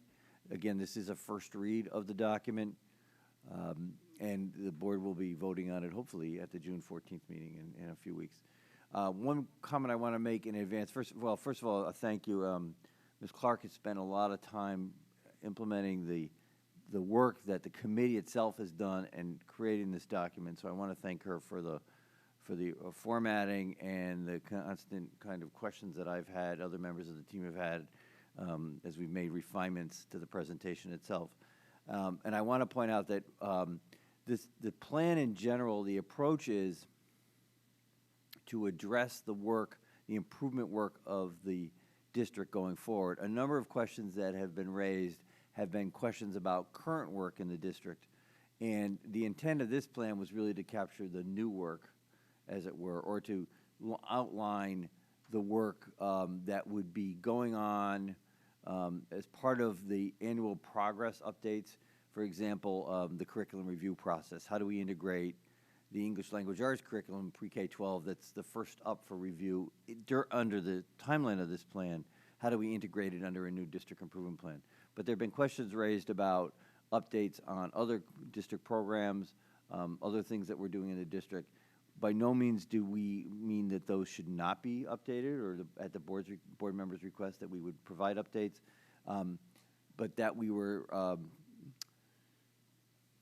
really in this work trying to capture what was new and to bring synthesis to the three goals that we've talked about before. So with that said, Ms. Brown, if we're on the first, on the first tab, if there's questions, people can just ask, and I'll air traffic control this from here to see who will be providing responses. Please.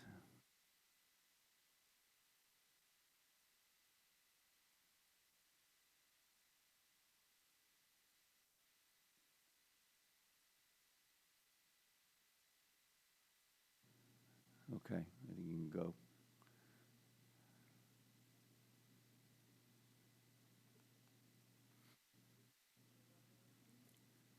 Any questions? No? Okay. We'll just keep moving along the tabs till somebody raises their hand or shouts out a question.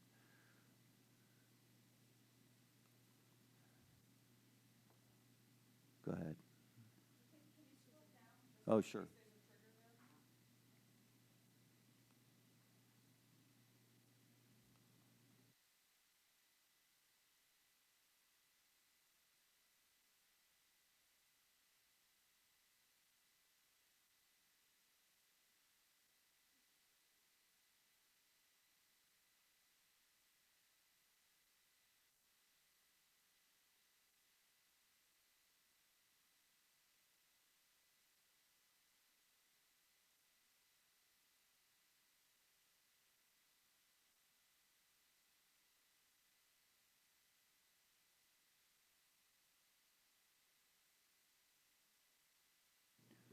I guess one question regarding this list, which obviously is something that the community had input on crafting. I don't remember how many years ago this was crafted. Did any part of that provoke a special discussion among the District Improvement Plan Steering Committee in terms of feeling like this is definitely an area where we need more attention? We've fallen short here. This doesn't need much focus because I mean, I don't know if there was anything on this list that provoked conversation. There was nothing specific, and I apologize. I'm not going to remember who, but at one of our meetings earlier this fall, it was raised in our in-person committee meeting that this needed to be part of the plan going forward. I don't think initially, as we started to collect documents, the vision of the graduate, the learning principles, those types of things, we started to look at some of the core documents of the district. This wasn't initially captured, and one of the committee members brought it up that this should be part of it because there was overall agreement that these, not to any one in particular, but that these statements were highly relevant and needed to, with the mission that the board has adopted, set the tone for the document and the plan as a whole.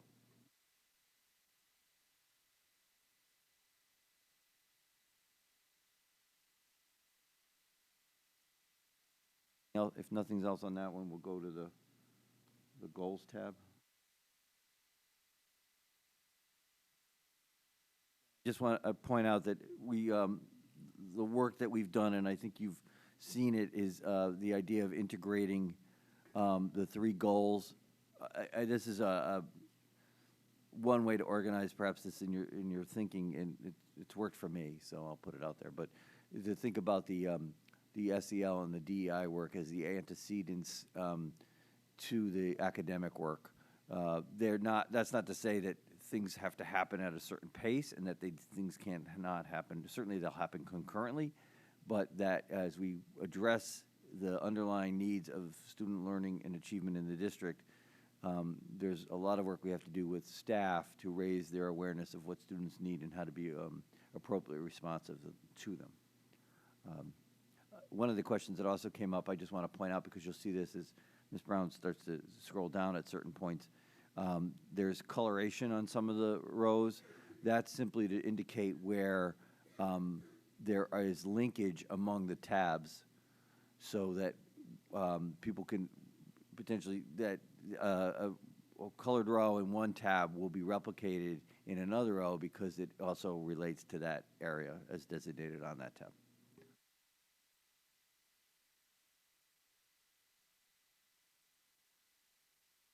But the actual shade of the color, what did that represent? That, I'll have to double check on that. I believe that's related to the specific goal area.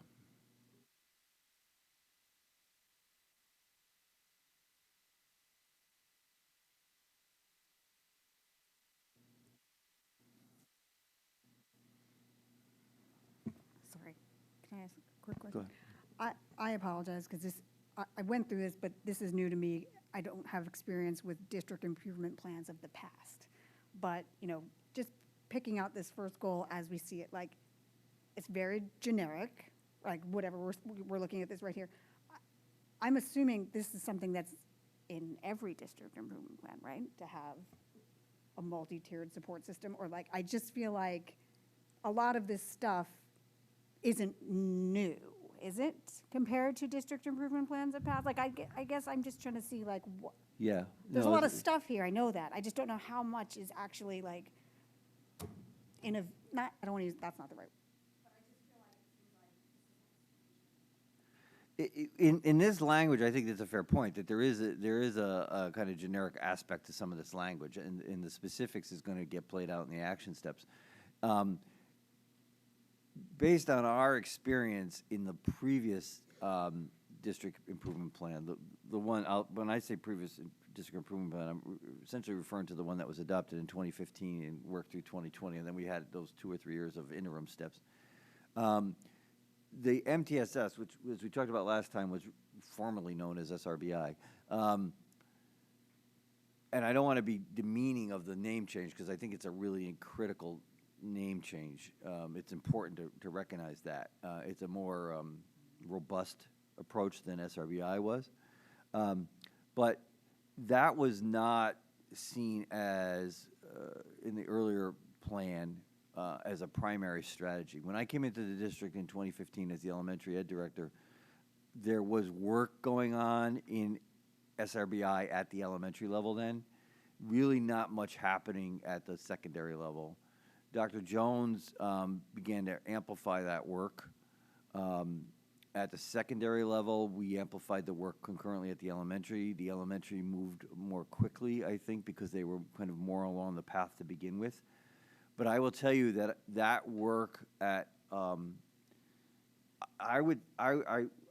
you picked it out, so I'm going to play with this a little bit. This MTSS work is one of the most critical aspects of the plan as it pertains to every one of the goal areas and to the different tabs. Because at its root of a successful MTS plan is the ability of every staff member to identify the learning needs of students measured against the curricular goals, and then to provide either themselves or with support from the school the appropriate interventions to help students reach that. And by that I mean, I want to be really clear, we don't mean just the students who are behind curriculum, but the students who are also moving ahead of the pacing guides. So that ability of an MTSS system to recognize student needs and then plan and pivot instruction in response to those needs is pervasive, is key to success of the plan as a whole. And to be clear, it's not like we're not doing any of this now, it's just we're now formalizing. We're formalizing, and it has a lot healthier. The board support, I mentioned this during budget, the board support of the SRBI coordinators, and yes, we're going to have to change their title, but the SRBI coordinators at the middle school, you heard the middle school principals speak to this, has been crucial to the evolution of instruction and responsiveness in grades 6, 7, and 8 over the last couple of years. And because of the position, and perhaps most importantly, the people who fill those positions.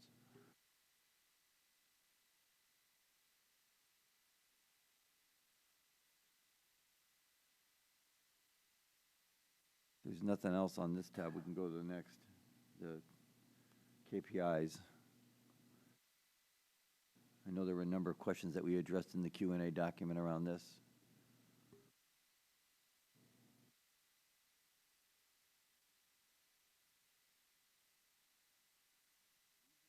While you're perusing, I think one of the things that sets this plan apart from the last plan, Ms. Kelly, to your earlier question, is that in the last plan, it was I should bring the binder. It was a very big, thick binder, and much of the binder was chart after chart of student performance data. What we worked to do in this plan, and this was a committee idea from the very beginning, was to narrow the targets to the things that we thought were the most critical, and then to provide the further disaggregation so that we were looking at each of the subgroups in order to improve learning. And so a lot of, as we've begun to work, and we met with the DLT this morning to start to talk about their summer work around their school improvement plans, a lot of the work that is going to connect to the forward motion of this plan essentially emanated from the DEI group.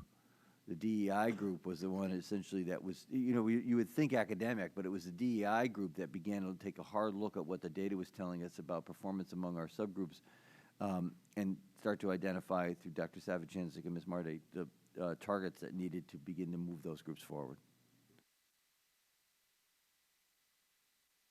One question here, and I know this is something we're talking about in policy already in terms of the enrollment in rigorous courses and the supports, but when this is speaking to the disproportionate nature of the enrollment only, there's nothing in there about their scores. And that's something that I would look to see, to put back to staff, and which I'm happy to submit in the form by tomorrow, so I promise about that. But it's one thing to have more students enroll. It's another thing to support them and make sure they achieve. And that's a lot of the resistance to the work at the state level, is they just put more kids in, reduce the barriers to enrolling. But if you care about education, you want to make sure that they are ready for that step. And so I would be interested in language and obviously that's where that first goal, in terms of the multi-tier support system and making sure, to the point that you raised initially, it's supporting all students where they are to get to where they need to be. But because this is such a state focus, and it should be our focus of really seeking to advance this group of students, I would want us to be up to the challenge of monitoring their scores as well. Because I would not want to see anyone at this board patting ourselves on the back because look at how our enrollment numbers have changed. And then we see that, but they were not sufficiently supported, they were not sufficiently provided the foundation to achieve. So I'm not sure what the numbers are. Is it a reduce? I don't know, because I don't know what the statistics currently are, but I would put that out for consideration, that it's not enough to enroll them. We owe it to these students whom we are attempting to put into more rigorous course load to make sure that they are supported to achieve as well.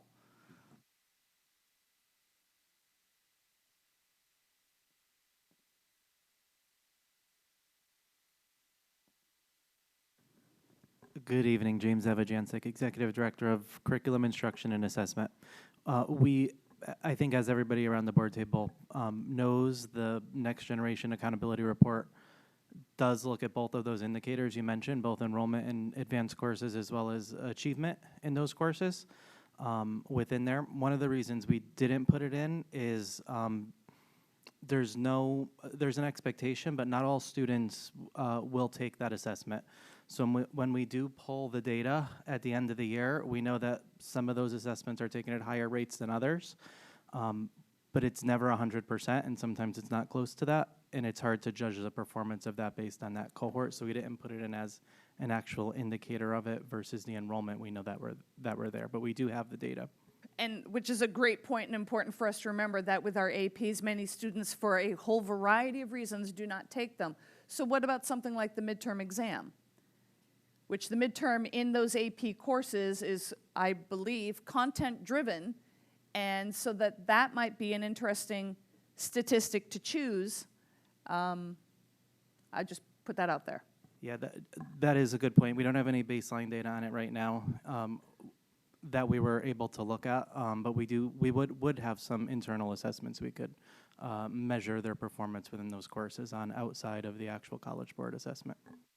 And if even beyond then, there's also simply GPA in the courses. You know, if they're not achieving, I would assume that would be reflected in their grades, and we wouldn't need to wait for an AP exam to discover that. I'm just, obviously teachers would be aware of that because they would be wanting to put in support systems prior to that. But again, that's just something I would be interested in seeing somehow incorporated into this, not just that we improved enrollment, but that they showed evidence of success. Thank you. Do we just go? Sorry. I submitted another question this afternoon on chronic absenteeism, so I won't ask that now.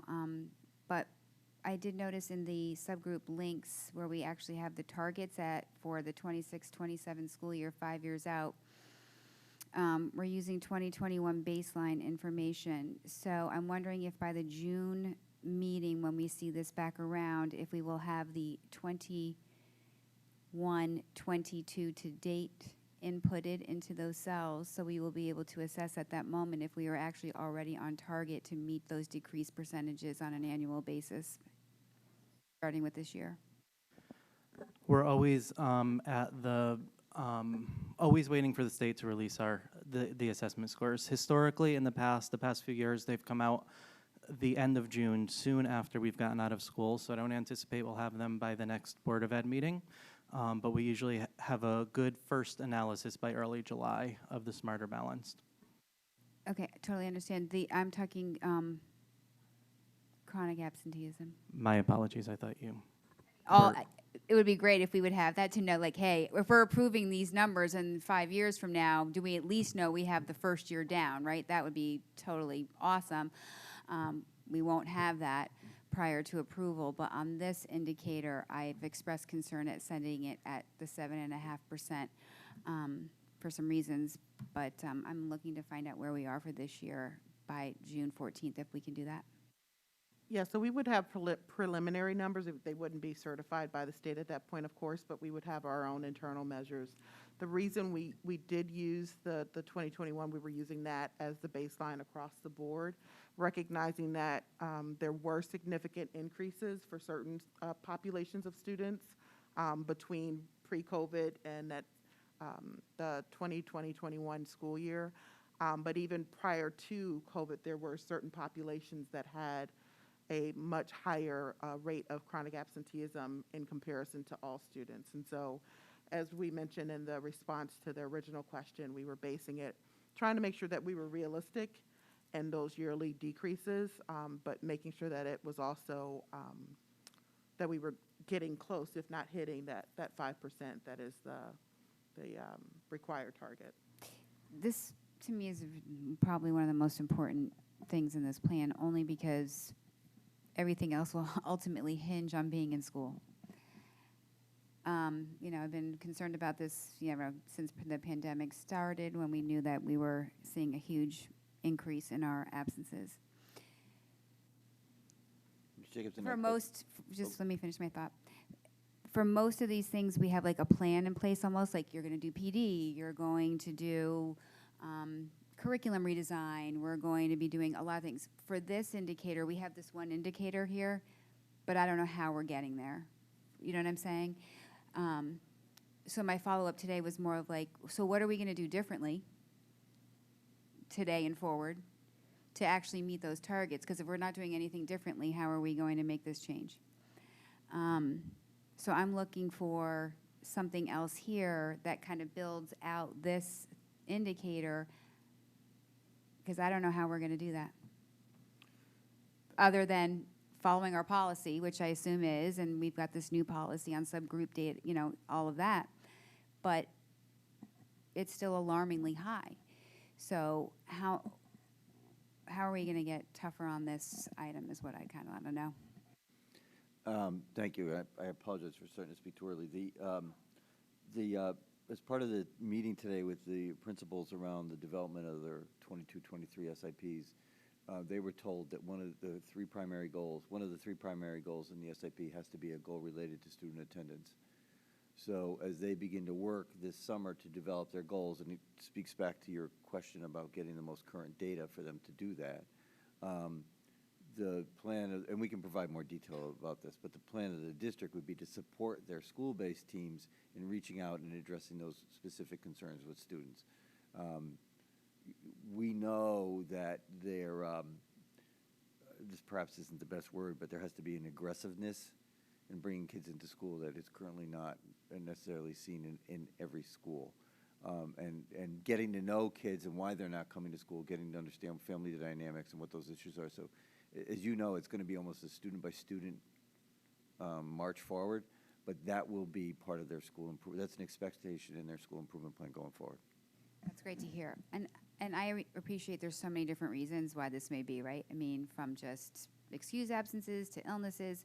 So I did kind of look for a breakdown so that we have, as a board, have an understanding of, you know, what are the buckets here, you know, of barriers? Is it, you know, from school aversion to the COVID policies, they have to isolate and quarantine, so they're missing these days. Even though it's excused, it's still CA, right? I mean, excused doesn't make any difference. So there may be a lot of things that have to be targeted from a different approach. You know, school aversion is a different something than possibly changing COVID policies where they don't have to go into quarantine, things like that. So I understand there's complexity around the reasoning. I just want to know how we're going to be addressing it for each of those students going forward. As a follow-up to that, through the grant, we supported that community outreach person, correct? So obviously, this is something that, you know, I'd be interested in staff. I would certainly think this is a topic that would be front and center on that person's agenda, you know, in terms of what that person is charged with doing. But that's obviously an area where we're going to need data to know going forward if that's a position we end up incorporating into the operating budget, or if that position does not demonstrate its value. So I would assume that through those school improvement plans, there would be support data for how effective this, I mean, I guess maybe you could speak to, if you could remind us, what would that community outreach person be doing beyond getting the bodies in the building? Like in in terms of the level of family support, how that position is going to be, I would think, very instrumental and very, you know, contributing a great deal to this plan. And they will in the schools for which they are working. I think I want to, you asked a quick question there I want to address first, and that is, as part of this, each of the school improvement goals that the schools will develop will include a SMART goal target. So there will be data collected from all 17 schools on not only their attendance goal, but the academic achievement goals that they'll be working on as well, that there will be reporting back to the board about. And the process that you're seeing here, and we've talked about in our last meeting about, the updates with the board at selected times, that they make sure that they show up calendar-wise on board agendas. There'll be similar processes happening out in the schools at the same time. So building that accountability in throughout the school year, not just at the end of the school year. In that position, which we just recently posted, and if anybody is watching wants to apply, the posting is online. The position, part of the position is certainly it's about how, in broadest terms, right? It's about how to help students become successful in the schools, and a lot of that is, helping their families support their kids to become successful in the schools. Attendance is, you have to come in the door first, right? So that will be part of it, but we don't expect that person to only be doing attendance, because there are social workers and school psychs and other staff members at each of the 3 schools that already have that in as part of their work. And the schools, this community outreach person should be supportive of them, but we're also going to have expectations that they are going to be, if you run the gamut up, that they're going to be able to better support the kindergarten orientations at McKinley and the school transitions between 5 and 6 at Tomlinson and 8 and 9 at Ward, that they're going to be able to work at Ward when it's course selection time, to help parents understand why the selection of courses is really critical, because not only for this year, but what potential doors it opens or doesn't open in the years to follow. So a lot of the position, I'll put it this way, would be about helping parents understand school, right? Teaching school to the parents and the processes, protocols, both spoken and unspoken, about how school works, so that we can increase the access for their children as a result. I don't know if either of you who've had experience with this want to speak to the position. So in my experience with a person in this position, they also were a connection to community resources in terms of supporting not only students in school, but students and families outside of school. Because in my conversations with some of the principals, what they found is that some of the school avoidance or some of the issues around chronic absenteeism is not solely isolated to the student themselves not coming to school. They're things that are affecting the entire family, which result in that child not coming to school. So figuring out what those issues are, trying to connect them with available resources out within the community, and then also working with the school to help support the re-engagement of that family and that student when they do return back to school. Working with them to try to create creative plans, which our schools are already doing, but expanding upon that to ensure that when students do re-engage, that they are feeling more connected to the school, and that they have those check-in points to ensure that they're basically receiving the services that they need, not just while they're in school, but also when they're outside of school. So that person, in the previous district where I had that position, played a key role in making those connections, as well as connecting families with one another. I think that one of the things that I believe it was Mrs. Gerber brought up at a previous board meeting in reference to our open choice families, making those connections across all of the schools that our students who are in the open choice program are in. Again, connecting them with one another, connecting them with resources within the district, providing them that information they might not otherwise have. Those are some of the additional tasks that person would be charged with doing.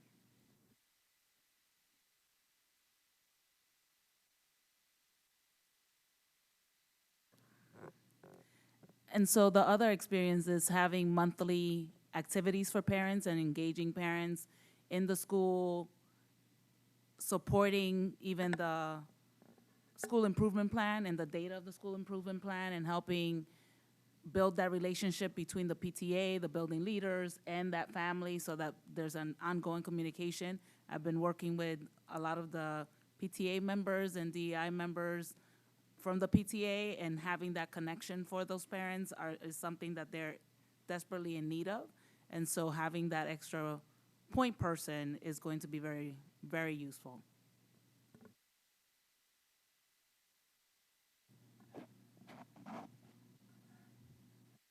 I have a question.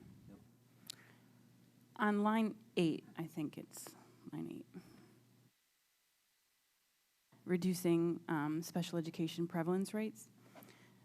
Can you just explain to me like how you see that being accomplished? I'll just say, as I try to go through this and read through it, my initial, this line makes me cringe.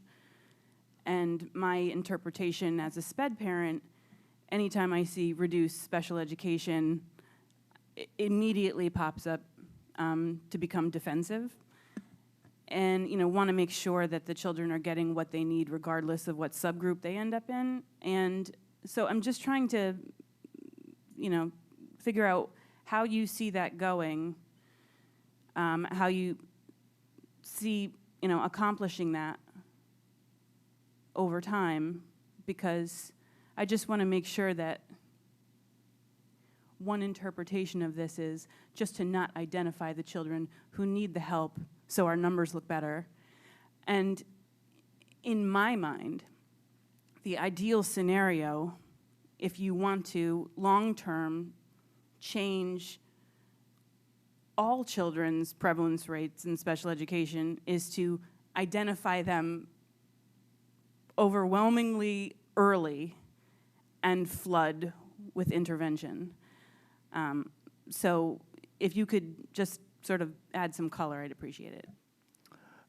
Excellent question, and I'm thrilled to ask the question, and I'm very happy to answer it. And please don't cringe at this one, because this one has the potential through the implementation of the district improvement plan to really transform the lives of a lot of students. We talk about one of our goals is to strengthen our multi-tier support system for students, to provide them early on with the interventions that they need to prevent referrals to special education and identifications to special education. Part of the work that we are starting, and then we're excited to continue, is the work with Literacy How and Margie Gillis and the professional development on that structured literacy approach to teaching students to read prior to identification is part of this. That early work will help reduce identification of students who, previously may not have received that type of instruction that would have, taken them down a different road and potentially bypassed referral to special education and identification. The same thing could be said for students who are identified for special education for, other disability categories such as ED or other health impaired for anxiety, is to, we agree, bombard students early as possible when they start to struggle, get them on a successful track so we can avoid identification for special ed. So actually, it's a really good thing. We do not believe in just lowering prevalence rates for, to support just numbers. That would be unethical. Yeah, I appreciate that. And I just think it's worth saying because I remember earlier in the year being at the Kpis conference and being in one lecture, and this idea sort of came up, and it was so offensive, the way that it was being talked about as a parent with labels and these are categories and interpretations of data that need a lot of explanation, and it's not just simple numbers. These children have individualized education plans, not to be compared with, everybody else and same age peers. And I really want to be careful with this because it's just an uncomfortable place for parents to be, and I think it should be reinforced that our goal should always be to identify and intervene early, and as much as we can, to help these children and get them to a place where they can, be successful in our public school system. Mr. Fratelli, I just want to follow up because we go back, this came out of data that was presented to the board earlier in the year. And if you click on the link in there, you don't have to do it, but I've got it here in front of me on that particular line. You'll see that right now, when we talk about disproportionality among subgroups, among students who are Black and African American students, we have 27% of those students are identified right now as special education. And for Latino students, it is 20%, whereas the district prevalence rate is really about 15%. So it's that disproportionality that concerns us, because we have to ask ourselves the question, is it a question of we don't know how to appropriately teach these students when they're in tiers interventions and we're not appropriately supporting them? Are we not appropriately supporting the other issues that are preventing them from learning? So we have an idea of what the number has to be reduced to, as you can see on that chart. But I want to be really clear that if a student, no matter their background, no matter where they fall into these categories, if they're deserving of special education support or EL support or whatever that support would be, they should absolutely get it. But I think we have to really question what we're doing or not doing that's driving that major difference in percentages. I understand that, and to a certain extent, I agree. I think there's a lot of factors in those numbers, and that's a lot of investigative work, I'm sure, to do a deep dive on those particular percentage, disagreements in subgroups. But I remember sitting in that meeting and listening to a director of special ed in a major city talk about that very, she was upset about that number and a specific subgroup of children, almost as if, and as a parent thinking of this, I would imagine any parent with a child like that would feel immediately in danger of their kid not receiving services because they want the numbers to go down. So that's why I'm saying I just want to make sure that we are very clear that we want to provide every child and every student, no matter what their subgroup is, with appropriate intervention. And if we can find the discrepancies and how to, make it more even across the subgroups, that would be great. But that we are going to provide those services regardless of what our numbers are, in 5 years from now. There are no shortcut to achieving these numbers. There's no shortcut. To follow up on that, I don't know if it's a matter of, I understand what we're getting at, and I thank you for pointing us to the supporting information and seeing that 27% and that 20%, because this is something that's been a topic of great interest for years, nationwide, in terms of, are these students being over-identified? Is it not a matter of over-identification, but under service, under early intervention? So I understand that the focus is intended to be on those students who are being, those subgroups that are being disproportionately identified, as opposed to those which are at the average. The idea is to bring them back in line. So I don't know if, to Mrs. Rotelli's point, if there's a different way to phrase it to reduce that fear and to reduce that sense that there is something very important that needs to be focused on here, but not to your point of let's just play a numbers shell game. Right. And which I don't think any of our staff are interested in, and I don't think any of us are implying that. It puts those families immediately on the defensive. So that's where I'm saying is that if it's a matter of the wording of the goal, if that's something to just give some thought to. I'm not saying that you have something in mind right now. I'm not putting you on the spot now, but if there would be a way to phrase it differently so that the intention, it's very clear to any parent looking at this what it is that staff is looking to achieve.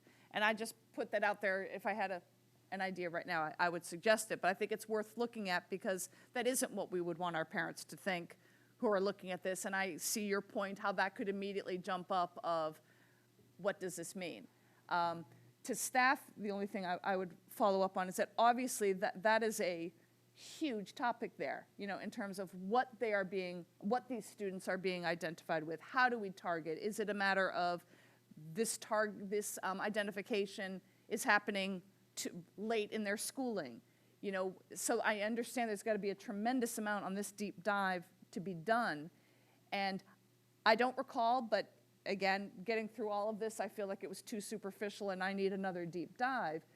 But are the steps or how this is being addressed and how that data is being examined to come up with an action plan, is that in here and I missed it? Or is it because this is the goal, the rest of it is not part of the document? No, A very long-winded question, Right. I own that. At this point, I can't, and I don't believe there's specific action steps to address this target. I think where you're looking, unless I'm wrong, you tell me if I'm wrong. Okay, I'm not wrong.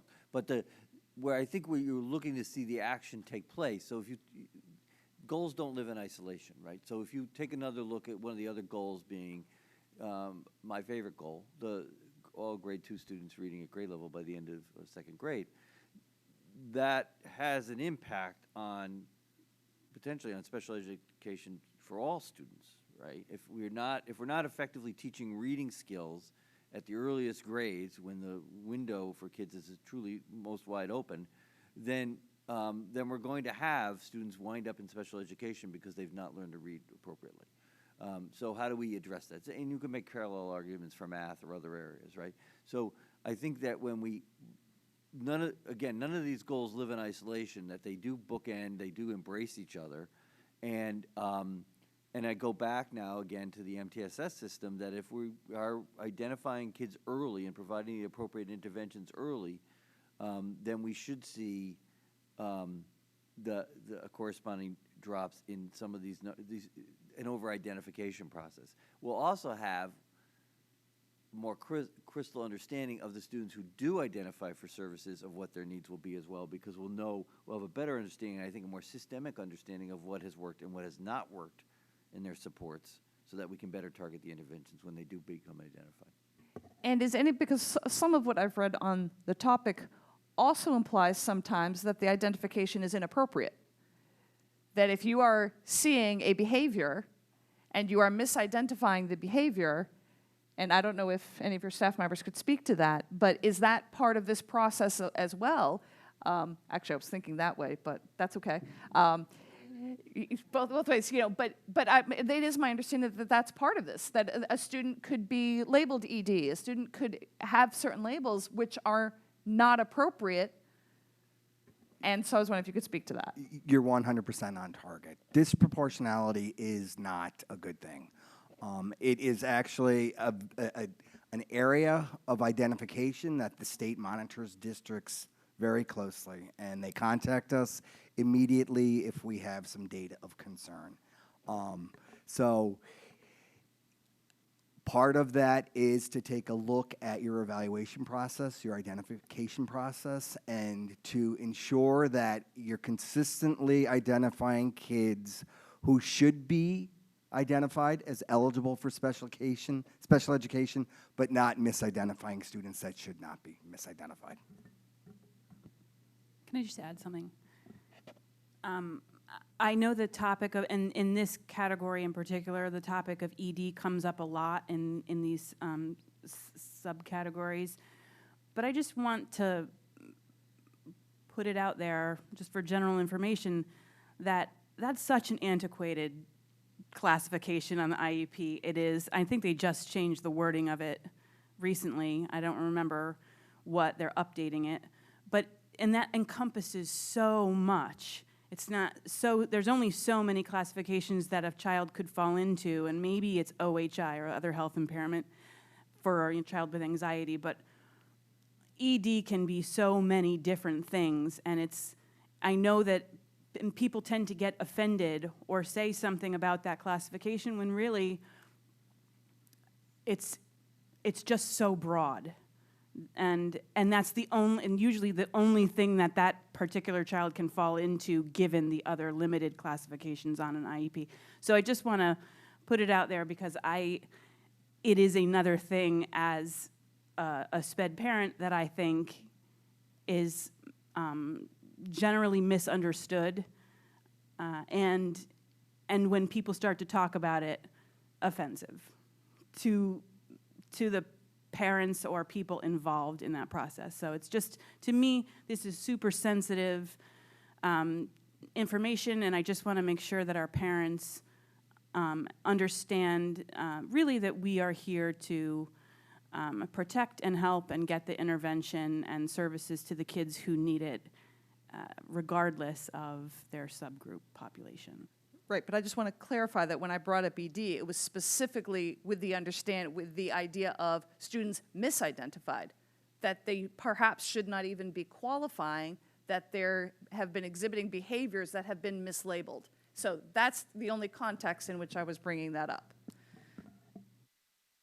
I would think it would be very hard to be misidentified in that classification on an IEP, knowing what it takes to get an IEP and qualify for such a classification in a PPT place meeting. But that's just me. I don't know how everybody else, I don't think they handed out, I think it has been inappropriately used. That's my point.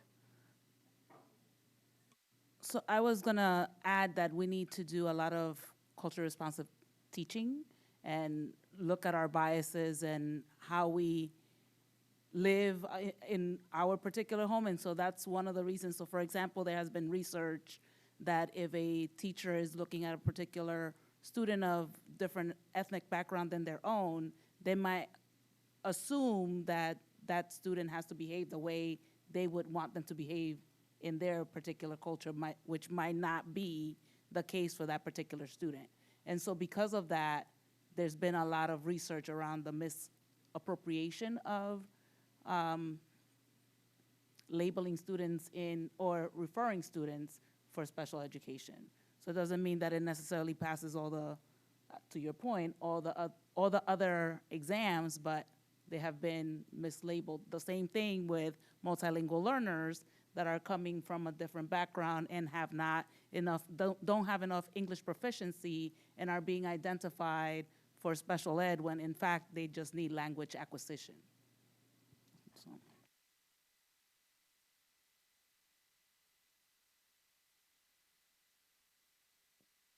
If I have one comment, when I first became an elementary principal in the fall of 1996, I remember in October, my kindergarten, I had two kindergarten teachers, both of them very skilled, who came to me and said that they had a list of students who they thought should be retained. So it was October of kindergarten. And I had not taught kindergarten. So I said, what is the basis of this understanding at this point in the year? Well, it came down to two factors. They were boys, and they had fall birthdays, and they would benefit from retention. And I think that kind of speaks to some degree to what we're facing around how attitudes and behaviors have to adjust over time. You know, nobody was retained from that initial list. But there was education because these were both veteran kindergarten teachers who kind of came from that mindset. And I think that it's perhaps a broad example, but it speaks to some of the subtleties and issues that we're facing as we work with teachers and administrators to change what's been past practice and to really examine what we've done and how it potentially is harmful to kids and how practices have to evolve in light of what we know now. And have a greater understanding of the students in front of us.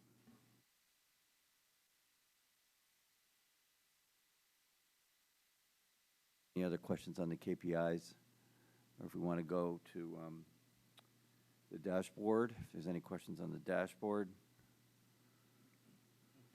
I don't have a specific question right now, but I have a series of questions I've been sort of holding for after this presentation. So I'm just wondering, so I can start thinking about how these are going to be processed. Will we be able to input them in the same sheet that exists, or what would be the next step of the process, so I can Yeah, think about that Q&A document still does exist, so we're not taking it down. You'll be able to continue to add to it. Okay, thank you. Yep.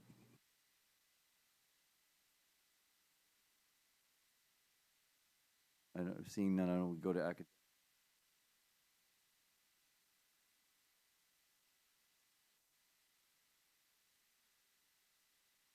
Questions. One of the questions that has come up in general showed up in several iterations of questioning was around budget. We did budget for items that we did calculations around, particularly professional development. We used the current contractual rates. We used past practice and understandings of how many hours it would take for staff, to do similar sized projects. Therefore, you'll see things like the ELA budget is probably for the summer work, it's certainly one of the largest ones because of the extent it's ELA. 12 is a very large department of teachers when you think about it, and it, of course, pervades across all of the grades. Whereas there are much smaller numbers for things like business and tech ed, which are showing up as we go forward. I was aware as I was doing those numbers that we're social studies appears during the next 5 years as well, but for the most part, because math is just finished, there's some budget relief coming around some of this work because many of the budgets that come up on the curriculum review calendar right now, many of the departments, are smaller departments. So I just want to point that out. And one of the things we also did is we wanted to make sure that we included the idea of at least to continue to budgeting for new courses that might emerge, new issues that might emerge, and we set money aside for each of the following summers, relatively a little amount, but for coursework that might have to take place during those times. So we tried to account for as much as possible for both curriculum review and course revisions during the next 5 years. One of the questions also came up around textbook purchases. We did not include those. I would say to you that while I didn't specifically link to it, and it won't be my decision, but if the board were to continue the budget development process that we started this past year, where you were getting signaled in October, November, December around potential major budget impacts, things like textbook purchases or major professional development initiatives or whatever it might be, new positions, those types of things, you would get, those could be then implemented. Again, the point of this plan being that it can be updated with that information in October, November, so that you're adequately addressed, or you have certain lead time before the budget comes before you, the final budget comes before you in January.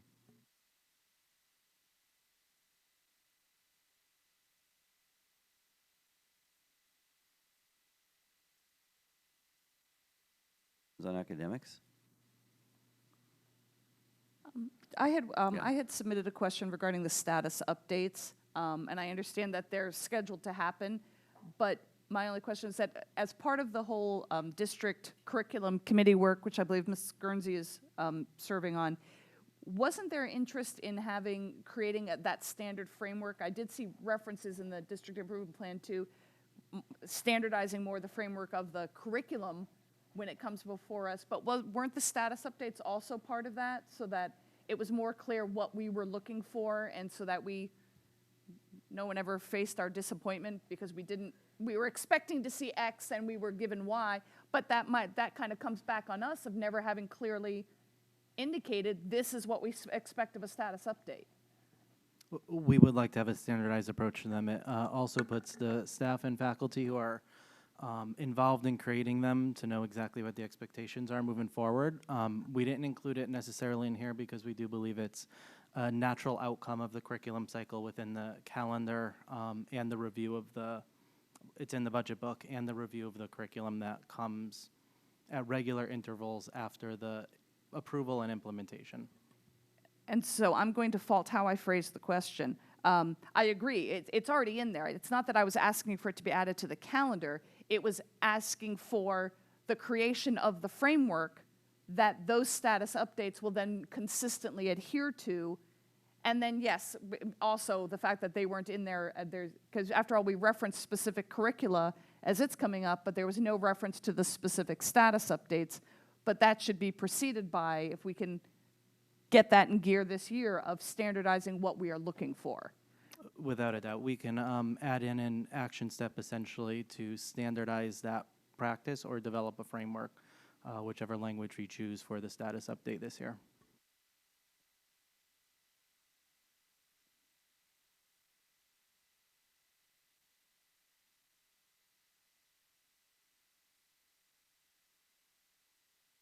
Okay, if seeing no other questions, if we want to go to the SEL tab, Meg.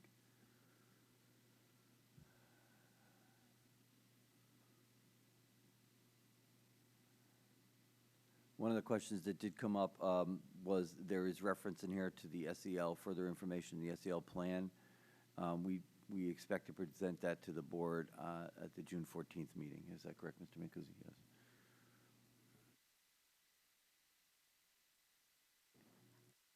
I would like to follow up on one of my questions, and I thank you for the answer, which I should have indicated in my question that I already knew that part.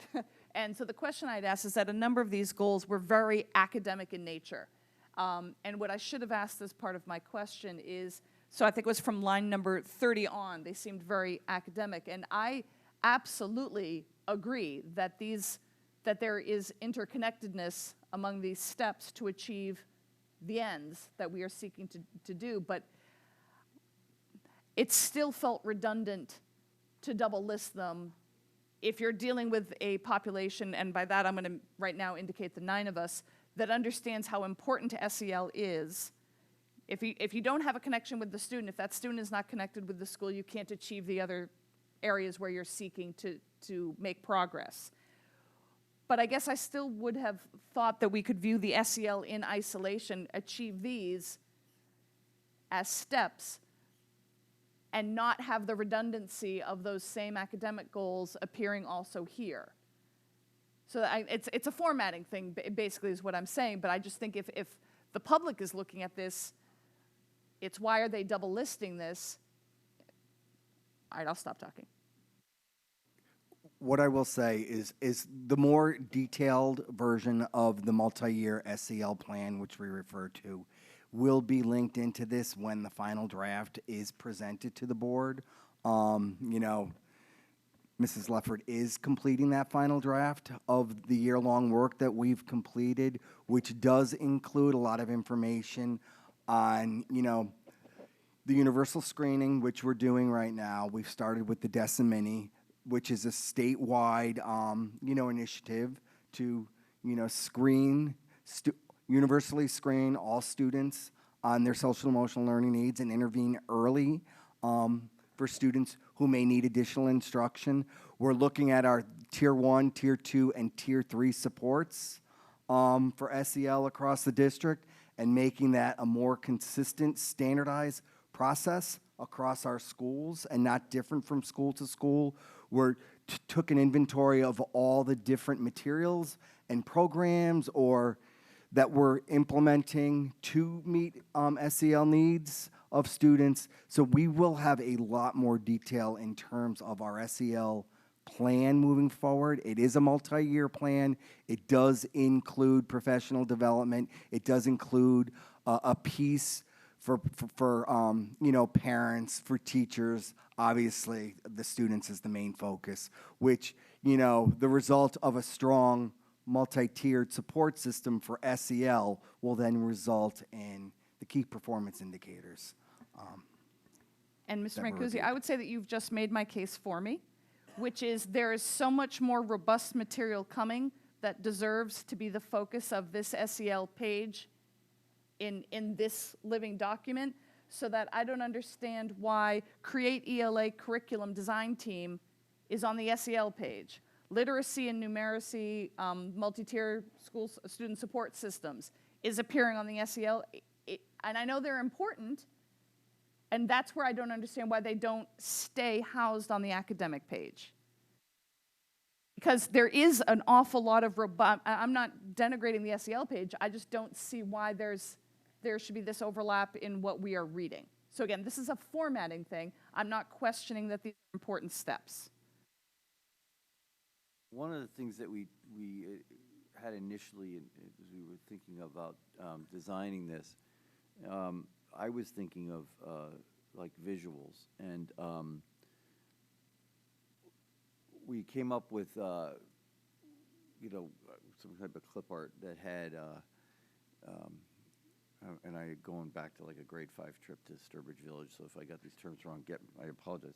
But when people are weaving, right, they're on a loom, right, there's the weave and the weft, right, you don't know, so I'm right.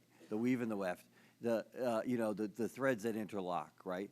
And so one of the things that we were looking at is a visual where the interplay of the goals and the strategies would visually present, because you made a point that the people in this room get this, but we're thinking too of the people who are not in this room, people who are new to the school system, people who are new, even to members of our staff, that one of the most frequent questions that you get as an educator, particularly as a leadership position, is we're doing all these different things, right? Everything is presented essentially. It looks like a separate strand, and how do these people struggle to make the connection? And so we were really trying to be conscious from the outset that we were going to put that connection front and center in people, so that no matter, again, when this presents on a web page, people are going to go to this page. They're not going to go to those other pages. We want them to see that when they're doing this work, there should be a corresponding, the reason they're doing this work, the why question, is answered in that you're going to see an academic improvement among your students. So trying to be as upfront visually with the communication is really why you see this repetition throughout the document. And I guess, and because you had so clearly presented that to us early, that's why way back when you were struggling with what kind of format were you going to bring this, as we were waiting for our little booklet that we could turn pages on, and why that wasn't going to work, which is part of our being more advanced, and which is what makes me look forward to this. I just think this, though, again, and it's just me, and I'll leave this here, I just think this is confusing, and not to me, but I think a parent who's wondering, what are they focused on academics? How are they focused on SEL? And if they looked at this, it's, wait a minute, create ELA curriculum is an SEL step, and of course it's not. It's that the SEL work and this work together will lead to greater student progress. But the point is, that's where I find it not helpful for the public. But again, that's my view, and maybe the public would view it differently. I think that as we develop curriculum now, not just from a content lens, but with an understanding of the importance of the SEL and the DEI work, that we are going to be looking to, as part of that curriculum development, be mindful of those things as the curriculum is development. So be far more in our consciousness about how those, and I think that that's what this also is attempting to do, that as we do that work, we'll be sure to include, to use those kind of antecedent needs as we work with students. Yeah, so I guess if we're going to do that, then I think that should be explicit. That if we are looking to have, create units to, this is a silly example, create units to teach empathy, to model empathy as part of this goal, then that's something we should be explicit about, because then it makes sense on this page. But I'll stop there. Thank you.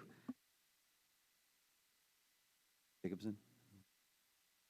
On this tab, I have a question in regard to, it seems very much focused on assessment and intervention and providing supports as needed and as evolved. Where I didn't know where to put something on our tabs was in the areas of more student engagement, student connectedness to school climate plans, and that kind of a nature. And I can only imagine that it would fit here because we do school climates, and I don't know if that's part of the SIPs that you're going to be bringing forth, but I do think it would be warranted if we're going to go through the exercises of collecting community survey data or climate school survey data, that we would be using that on this tab, especially when there are questions pertaining to feeling safe and whatnot in our buildings on those climate surveys. Also, one of the strongest protective factors we can build in here is to make sure that every student is engaged in something at their school. Whether it be scouts, whether it be baseball, I don't care what it is. And, I didn't feel that in this plan. And I totally appreciate the evolution here and our focus on what is ultimately our primary number one goal, instruction, learning, right? But as with SEL, these things support that ultimate goal. So it's just feedback in terms of, in this tab, I kind of did feel as well that there could be a little bit things beyond this more academic feeling nature to it in terms of assessment, intervention, and more of the fun and the good things that we want kids to be in. So I don't know if that's can be built in here or if you agree with me or not, but I think that some of that is some of the things that we do best. And that maybe we want to keep doing and improving upon. Those things may change in the future, what kids want to do or not, but I'm just saying I felt a little lacking in those types of things on this page.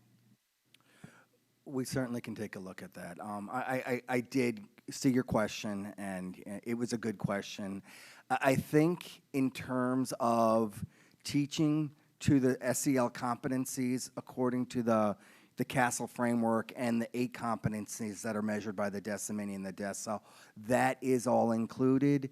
We certainly can be a little bit more explicit. Even if the tab has changed the name, like maybe if it's SEL and engagement or something, whatever, I'm not trying to take away from your piece of that framework here, just maybe it can be enhanced. All right. Point well taken. Thank you. I want to thank Ms. Jacobson for that point. I didn't share it in the questions, but I was thinking the same thing, especially for some of our subgroups. And this is speaking as a parent of a child who has special needs. I've been very grateful for some of the clubs that he's been able to participate in, but they were driven by students, which is wonderful. But if there's not a group of students that want to provide that opportunity may not exist. And I think that as a district, we should be looking to making sure that there's opportunities for some of these subgroups. So thank you for that. And school climate survey, if we're collecting the data, it'd be wonderful to see it reflected in the plan, and especially in the social emotional learning and equity. So thank you, Jen, and thank you, Jen, over there too, in terms of just adding some more detail specific to the social emotional learning and equity work that we are doing in the district, and that will move the academic goals that are listed in this tab, which I understand why, forward. Your input is well taken. I will say we are at a little bit of a disadvantage not having the 3-year, the needs assessment and the detail of that prepared to present tonight. But, in terms of our goals for the SEL piece and the data points that we're going to look to, or that we may look to measure, student progress, obviously we're going to use climate survey data, but, we can be more explicit in terms of that. Thank you. You raised the point about the needs assessment. When are we expecting that? That will be presented at the next board meeting. It has turned out to be a year-long project. No, thank you, Mrs. Jacobson. Initially, I was naive. I thought we could accomplish what we wanted to accomplish by Christmas or by New Year's, certainly. But, it's been a year-long process. It's been a very thorough process, and I think there's a lot more detail to share with the board. So you will get that prior to the 14th, where we will present it to you. Ms. Kelly has a Really question. super quick. This tab screams out for me to shamelessly plug recess in middle school and additional recess in elementary school. So I just have to shamelessly throw that out there.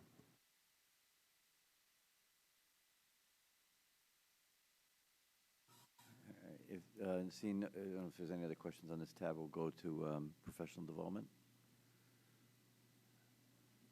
So one of the things I want to point out, this question was raised, and it's a really important question that we need to do more work on. But I think it was Ms. Jacobson who identified that there's a lot of stuff going on in here that's going to take up staff time, And was there any intent, I think you might have said, was there any intent to start to ask for more release time for teachers or early release days? And we have there's no plan to do that. I think I've talked earlier to you about two aspects of budgeting. One is the dollars, obviously, but the other aspect is the professional development time is available to our staff. And so one of the pieces of work that has to follow this is to identify the time needs for staff as a result of the implementation of the plan, and to budget out what that time looks like against the existing contractual time that's in our contracts. I will say that I do believe that, like so many things, we can make more effective use of the time we currently have. I think that I would, not betraying any confidence, it's one of the things that I've heard from teachers over the years is that they don't feel that the time is necessarily always as well planned for as it should be, or as helpful as it should be. Are they leaving with something that they can do tomorrow? And so I think that there's work to be done with anybody who presents professional learning for our staff on how to continually improve that practice and make most effective use of time. So we have to budget for it, but we have to make better use of what we currently have as we do that too. Mrs. Gerber? Just a quick question about just looking at the professional development and just about teachers. Has this been shared with the teachers in the district, or when will this be shared, just in terms of, them being able to, really kind of take a look and dig in and see? I mean, I know that there have been teachers who've been part of the process, but the majority have not, and just trying to get a sense of how aware they are of this. Because I know the last district improvement plan, there were teachers, and this is totally anecdotal, but just were like, I didn't even know that there was another district improvement plan coming. I mean, this was 5 years ago, but I'm just, how aware are they, or will they be? Oh, I'm sorry. We've shared it with the members of the District Improvement Steering Committee and the administrators at this point. Following our practice we begin with the board, and then we'll bring it to the staff. I am sure that there are teachers who are going to say that they were not aware that we were working on this. But we have been communicating periodically through other communications that a new district improvement plan was coming. A lot of it's going to be carried forth as the schools, because the school improvement planning process changes as a result of this, certainly because of the goals that are in this, and teachers will be learning about it that way as well. And we made sure to include Mr. Smoller's been was part of the steering committee, so I believe that he's been updating staff as well. So, but we'll continue to do that, and excuse me. Now that it is out and we're talking about it tonight, we'll be communicating it out to the staff as a whole to begin to, we'll put it online and they can view Right, it. just, I know you had mentioned that it was going to be going online, and so I thought this might be a good time just to say, hey, everyone, this is out online. I mean, I know it's a really crazy time of year right now for teachers, but, just be helpful for them to be aware of what's going on and what's being discussed and what's available for them to look through. Ms. Jacobson, followed by Ms. Mascanelli. On what you said about effective use of the time, and in the similar vein, not for tonight and not even for this plan, but looking forward in terms of our advocacy, we get a lot of new PD requirements put on, and I'm wondering if in our thought process here we could identify areas where you might think, and there may be zero, that are either really old or outdated or applied to the wrong groups of people at this point, because a lot of it tends to be, everybody has to get this, everybody has to get that. So I don't know if that is something that anyone can identify where there might be an area we might want to make recommendations to reduce a requirement or change a requirement to afford greater time to something else. But that's something that we can be mindful of going forward, because I know the state is going to try to start looking at professional development requirements and do they need to be changed. So it would be helpful at some point if you thought of something that wasn't as beneficial as it might have once been. Yeah, that's a great question, and I think that a lot of the required PD that the state has imposed on us. I mean, it has its value, but I think some of the length of those things, and we could certainly have further conversations, because I think some of it could be curtailed, or given what we now know about online learning, it could be delivered in a different format. Mrs. Maxinelli. Thank you. Few things. First of all, good luck with the teacher evaluation plan. I really, really hope Fairfield lands on something that's effective, because I know it's hard, and I know you have hoops that you have to jump through. And unfortunately, I think in the past, some of those hoops have just led to something that wasn't effective for changing teacher practice. So I look forward to seeing where that lands. To the point about the PD, likewise, want to echo, thank you for what you said about that. Thank you for hearing the staff about that. And that is not an indictment of Fairfield PD. I actually have not heard a tremendous amount about what we've done here. I can only speak to the countless teachers who no one very rarely is waking up the next day feeling like a better teacher. And what a shame and what a missed opportunity, because we certainly want to allocate the time to you to achieve precisely that. And I think it rarely is achieved. And I love the fact that you're trying to think of a year-long vision for it. So again, look forward to seeing what that is going to be all about. I did have a question regarding the notion of high school SRBI coordinators. And my concern about that is looking at adding yet another layer in terms of the administration, when that very notion is precisely what the House system is supposed to be ensuring is taking place. Now, I'm not saying that the House system doesn't need to be improved to bring that in line with what they should be focusing on. But if the House system is not achieving that type, or is in a position to achieve that, it concerns me regarding the House system, which obviously we defend year after year, and if we move ahead with an operational audit, we're likely to be in the position of defending once again. So seeing that on here concerned me, and I didn't know if that's something anybody could speak to. I believe I can. You know, you've heard me say this before, I believe, and if you haven't, I haven't been saying it often and loud enough, that there's a great danger to adding layers of support, or however, there's a great danger to adding layers. The more layers you add, the thicker the communication issues get more difficult. The thicker to penetrate those layers, it's much more difficult to penetrate those layers. And so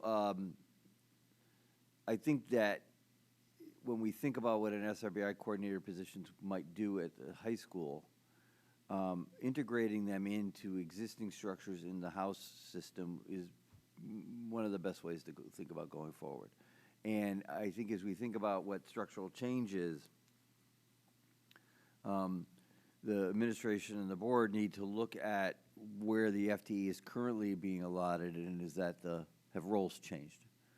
I'm not saying that there can't be or there won't be any potential FTE impact, but I think the first place you have to look at is what do you have, and is that working, or is it still required to achieve those outcomes, right? And so I think that that's just going to be a hard look at the current House system and how we can make sure that it is functioning for all students.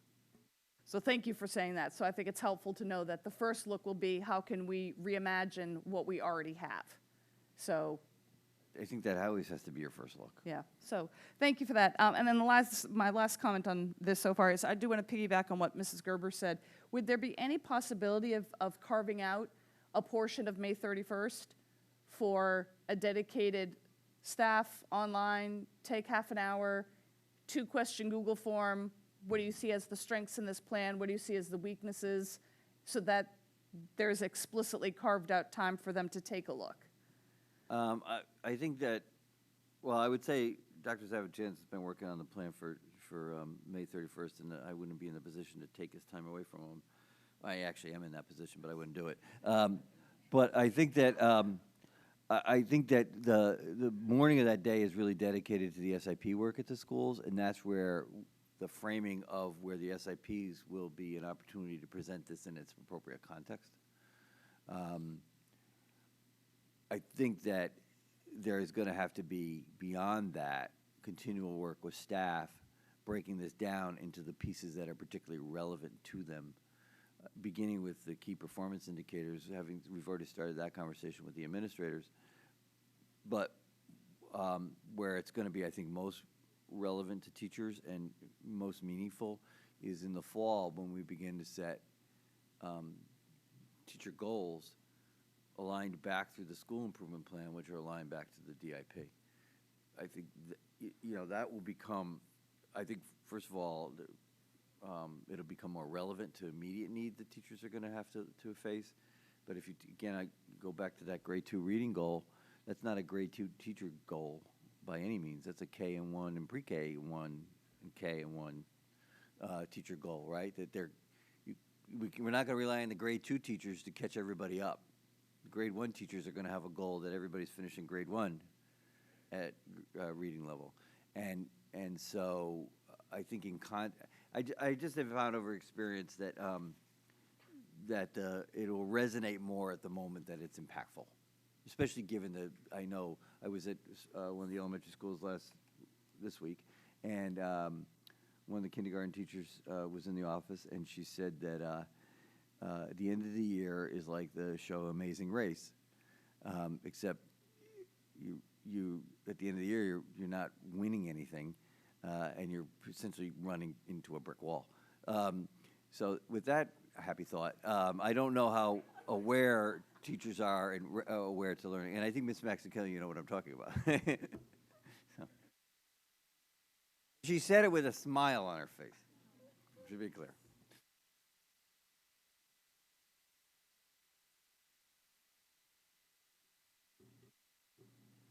Any other questions on this tab? Okay, go to.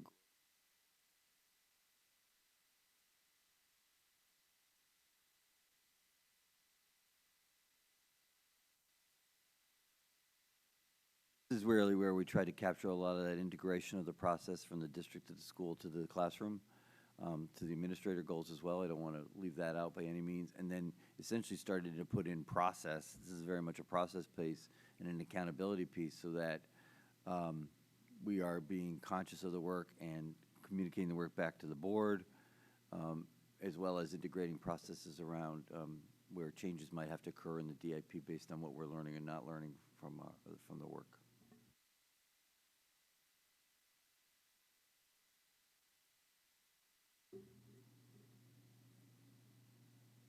There's no questions there. We can go to student supports.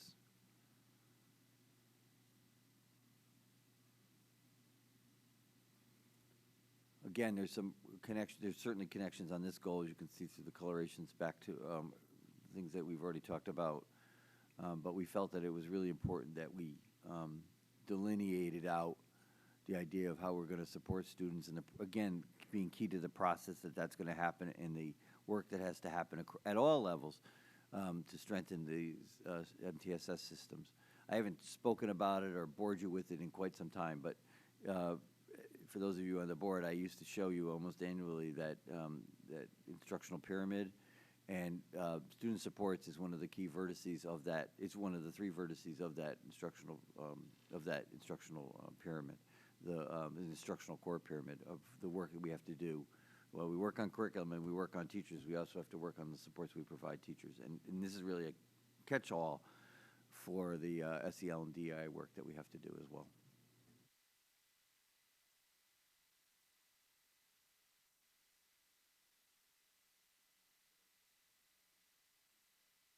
Excuse me, is the community?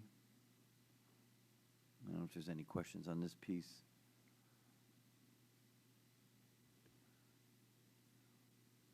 There's a lot to be done and fleshed out in this plan. As you know, this was initially one of the original 4 goals, the communication piece, I should say. But as we go forward, based on the feedback we're getting around the DIP, I think that will inform a lot of the actual specific action steps that will emerge out of in this particular area. And as the district engages in the work, as the board engages in the work that it's going to engage in over the next few years, that will also be, I think, very relevant to the work that appears in this, or the action steps that appear in this tab. One question I had about the items on here, is the connection to the 3 goals is most distant in terms of saying this is put in here because this is contributing to that. And not that it's that hard to make the argument, and I like what I see here. I can see all of it as being important, but in terms of this is a step that's expected to contribute to this, what do they call the key progress indicators? You know, that this is really geared towards that, or that kind of a connection feels the most distant on this page.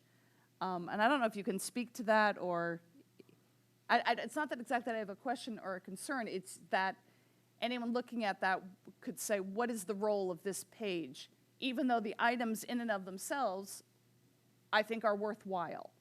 But how do they contribute to the district improvement plan and those 3 goals? Thank you. It's a good question. I don't have a response to that. I don't know if anybody here does, but it's something we're going to have to go back and look at. The word you used that's striking me as the distance. And I acknowledge the wording at the top of the page. So there's no question an effort was made to do precisely that. But how step 26, contributes to X, that kind of connection is what feels more distant. And I don't know, that was just one thing that struck me on the page.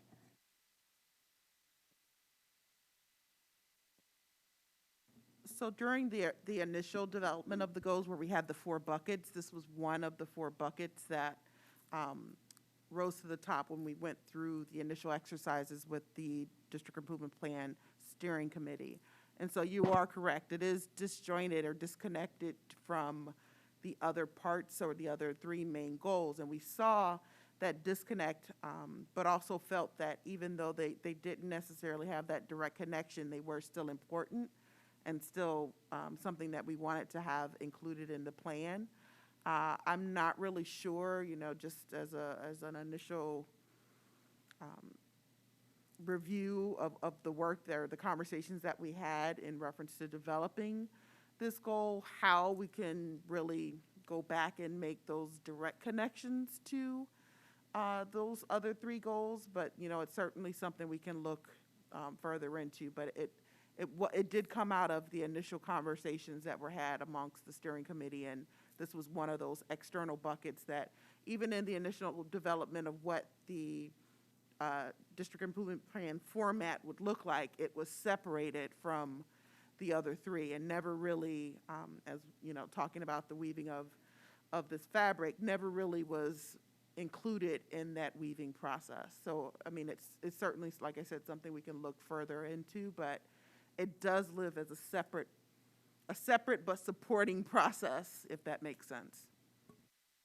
And I'll give you an example. So that number 28 says establish district processes for categories of internal communication. With what goal besides better communication? How does that contribute to student learning? I mean, so that idea, now, a way that it could have connected, but I'm not sure how well it's covered by the 3, is if there's a survey, does administration feel that they are always aware of the direction central office has planned for them? What kind of administrative surveys are done? That action step would then make sense towards achieving progress on that kind of a goal, if you get what I'm saying. But that kind of a key progress indicator is not something quite as connected to the 3 goals. So that's where I absolutely can see a place and why we would want to have good communication systems, and we all function better. You will all function better as a team with that in place. But again, the connection from there to how is that happening staff, that could connect to something in SEL. Are we questioning our administrators on how they are feeling supported? And therefore, how can they best serve students? So it's not that I don't see the path, but anyone looking at this, how is that improving student learning, and how are we measuring that this is leading to better student learning? I guess that's food for thought.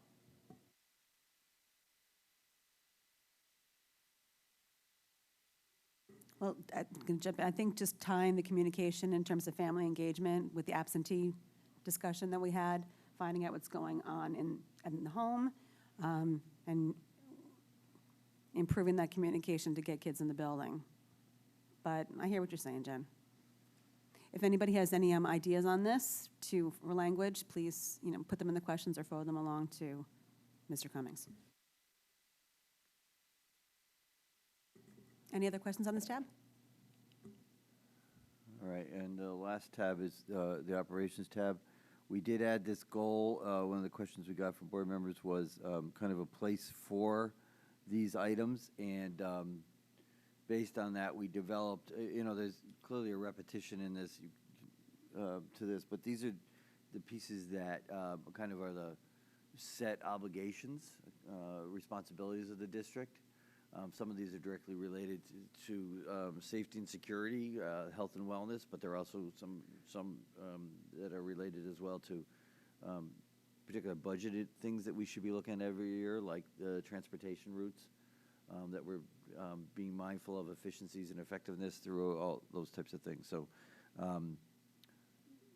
these are the kind of promissory pieces that come with it that we will continue to do as we go forward over the next 5 years in our planning. I mean, it begins with, as we've unfortunately learned again, the safety and security of everybody in our buildings is the most important thing that we do, and it was not captured in this plan specifically until we added this page.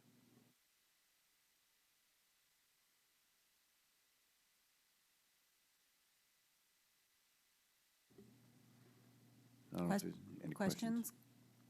Yeah, I guess I had one question. I thought we had explicitly talked about this at the last meeting, and the decision, or what we were told, is that this was deliberately not being included in the district improvement plan because this was going to be a board issue.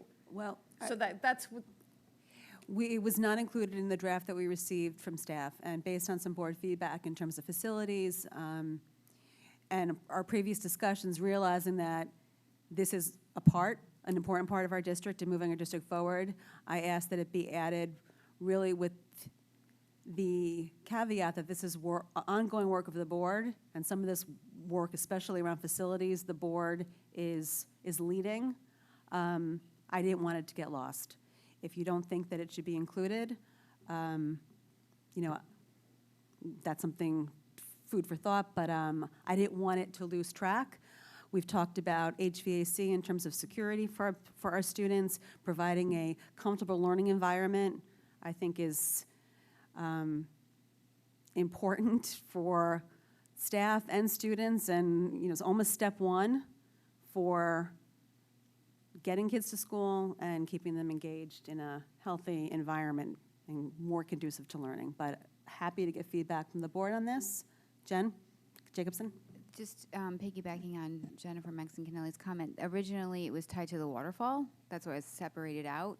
This is more capturing non-waterfall, clean, grounds, maintenance. These are not waterfall items. These are more operational items that are distinct. So there's somewhat of a distinction at this point that the waterfall is a little bit different than just your everyday expectations around safety, security. That would be more operating than waterfall. Yeah, I guess my question about this, though, is that I consider the district improvement plan to be that we're going to get presentations on it 3 times a year, measuring progress towards achieving those goals, but a lot of this is on us.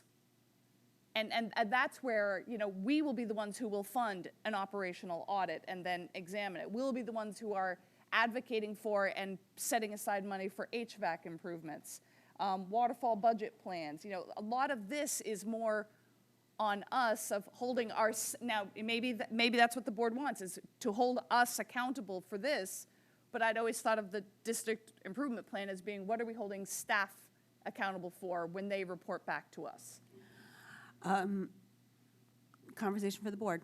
I mean, I will say that this was really, I suggested adding this. I just thought that it would be for the public that is coming to this living document to get an idea of what our district might look like in 5 years from now, or areas that we as a board see areas of improvement for instruction, which we put on staff, but also for ourselves as for financial oversight, as you said, the budgetary implications for supporting our buildings. You know, with the turnover on the board especially, this just seemed like it was a place to provide consistency. If the board doesn't feel like it's should be added, that's, you know, why we're here tonight, and would welcome feedback if you think that we should just take it off and leave it to the board agenda. Not tied to it either way, but ask that it be added really for a discussion point, food for thought, being that it did come up in some questions in previous discussions. So, thoughts? Leave it in, take it out? Since I brought it up, I apologize, Carol. I would just say, I don't feel ready to answer that yet. So that's Okay. just for me. Yep. I think it's kind of the perfect place for it. We see here one document we can go to for everything, and if it doesn't exist as a tab, it could be a link to a separate document, but at that point it's, I mean, whatever people are comfortable with, but I like the fact that we have one source for all of these goals, whether they're our goals or the district goals. I mean, they're all, actually they all fall under the board in the end, so thank you. Jen Jacobson, do you have anything to add? I couldn't tell if you had your hands up. Okay. All right, so we put it out there, so think about it. Welcome feedback on this. Really just to Ms. Guernsey's point of trying to keep it as a one place, and being that the board does review, that we'll be reviewing this district improvement plan, it seemed like it would keep us on track and just provide some direction moving forward. The only thing I would add is, Ms. Guernsey mentioned it, that, well, when our intent would be that if anything is potentially linked to itself, like the waterfall, the link would be live inside this document as well, so people could be directed to other things. When the teacher evaluation plan is finalized, and it's mentioned here, we would link directly to those things so that people can go to one place and then find the relevant supporting documents as necessary, as well as the data documents that will be updated throughout the life of the plan. So that concludes our walkthrough of the document. I don't know if there's other questions. And again, the document itself, the Q&A document, will be live for you. If I could ask that you'd have questions to us in the next, what's the 25th? We're going to be back in front of you on the 14th. If we could have questions prior to that weekend, it would just be helpful, I think, for the planning of our team to be responsive to them. And meanwhile, the issues and ideas that you've brought up tonight, we'll regroup. I've cataloged questions. I think others have cataloged questions. And we'll begin working within the document itself to start to address those things. Well, thank you. Thank you very much for the presentation and for all of your work on this, and thank you to our board members that were on the steering committee. Thank you to all members of the public and parents to move this work forward, especially, you know, during these last 2 years, which were anything but normal.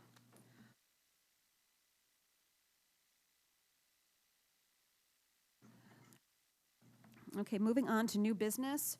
First reading of Riverfield Educational Specification Partial Roof Replacement, Partial Roof Project. Mr. Papa George.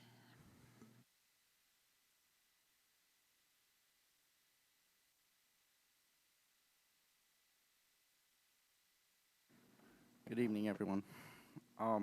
Before we even talk about the roof specification before you, I'm sure a lot of you are looking at this going, we've never, not that we've never, but we did not talk about Riverfield as a 23 project, roof project. We've, on the waterfall, it was identified as Sherman and McKinley. We are having some ongoing water infrastructure issues at Riverfield, so we felt at this time it would be best to move the Riverfield project ahead of the McKinley project. So that is why you are seeing the Riverfield specifications before you tonight. If there's any questions about that. Mrs. Gerber. So when does McKinley come up? And are there any concerns about McKinley? There are concerns about McKinley, but we are not seeing water infrastructure like we are at Riverfield at this point. So we are going to continue to maintain McKinley and keep it on the waterfall in the short term. And Mr. Papa, well, Mrs. Gerber, I'm sorry, I just wanted to know if it would be helpful for Mr. Papadros to give more of a update on what the current situation is at Riverfield. sure, that's fine. Yeah, I just was curious about where McKinley was going to be now that, yeah, assuming that we were going to have the presentation about Riverfield, I just wanted to know what McKinley's status was. We're still looking at McKinley on the waterfall. We haven't officially placed it on the waterfall yet because we are working with the facilities group, and we're going to start moving projects along and around on the waterfall to meet more of the fiscal responsibility that the town has provided to us now. Ms. Jacobson. Backing on that, when I hear we're not sorry, I'm tired, as much water infiltration as we are at Riverfield, makes me a little bit nervous. So we're not potentially looking at an emergency situation in the next year by delaying this, is my question. I mean, you can't have a crystal ball, but I'm sorry, I shouldn't have said as much. We are not seeing water infiltration at McKinley at this point, but we are actively chasing leaks at Riverfield. okay, sorry, thanks. Mr. Asa, you had a follow-up? Yeah, I just wanted to state that I would have given this update at committee report, but for the facilities committee last week we met, and this came up that looking at the three schools, Riverfield being the one with the most water penetrating the roof and actually leaking into the school actively.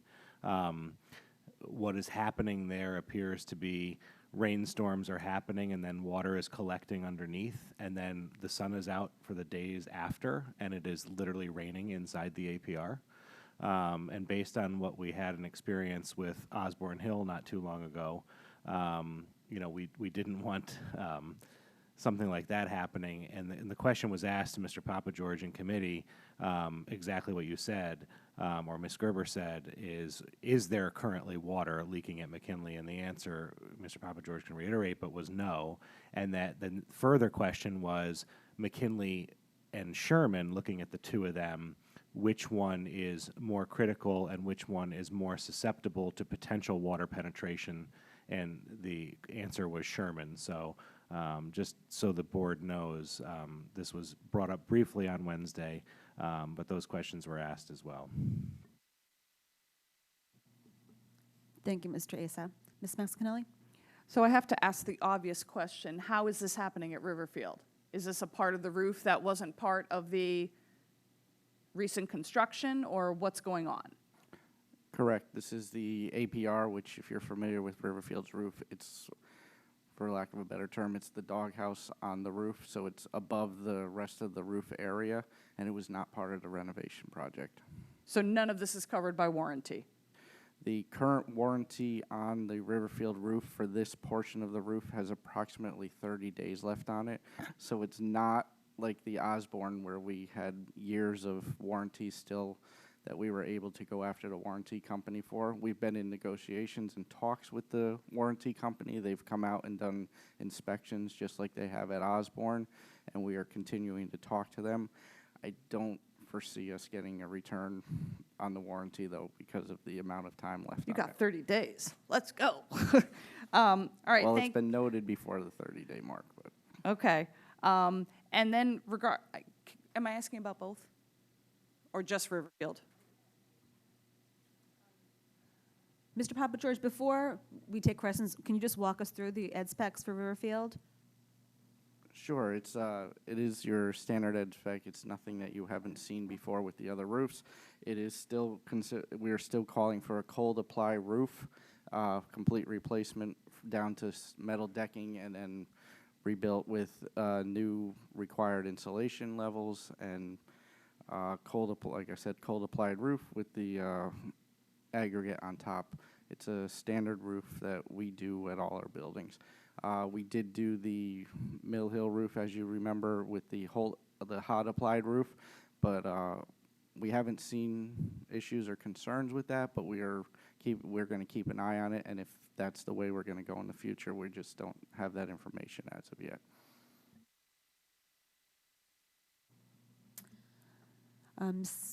Max Kennelly, do you have a follow-up now that Mr. Papa George gave us a, okay.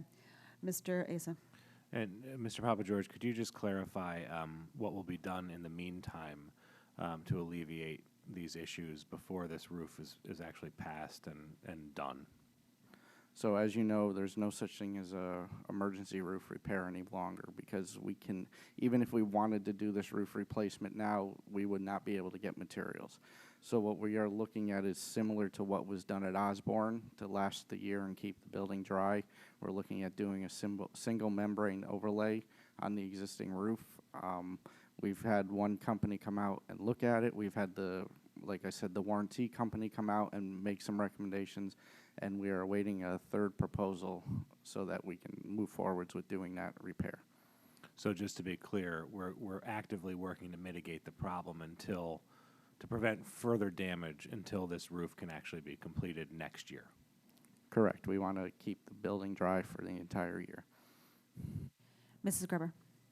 Hi, I'm sorry. I just wanted to take one step back. So you were talking about Mill Hill being the hot and this being the cold, and I wasn't totally clear on, you said you were keeping an eye on Mill Hill, or I'm not. When we talked at Mill Hill about switching to the new process, I shouldn't say new process, it's been in process for a while, which was the heat applied roof.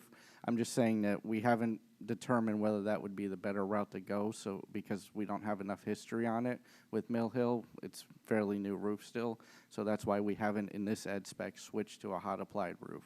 We're still continuing to do our standard roof replacements as we do now. And I'm sorry, I don't want to get too far off the topic, but why did you go with the hot for Mill Hill? We did that because of a timing concern. We had to get it done, and weather permitting, we had to do the hot applied. Okay, thank you. Ms. Jacobson, do you have your hand up? So the repairs that you're doing on Riverfield, that will fall into fiscal year 22 budgetary coverage? Correct. So I want you to do it. I just, so is that going to be an emergency repair then? It's going to be an emergency repair. It's going to be a lot less costs than Osborne, and we believe we can cover it out of our preventative maintenance program for our roofs now. Okay, thanks. Mr. Asa. Just one more thing. I believe there was a, I don't know the word to use, maybe stink factor on Mill Hill. Wasn't that part of an issue also with the hot applied that we learned? Yes, as you know, there is a smell with the hot applied roofs. There's also fire permits, special permitting required for kettles, limited time that you can actually use hot kettles in town. So there's a lot of factors when you talk about doing a hot applied roof. It's not a new way of doing roofs. A lot of commercial companies still do it, but it's something that we haven't done in district because of the smell factor, as you put it. Any other questions on Riverfield?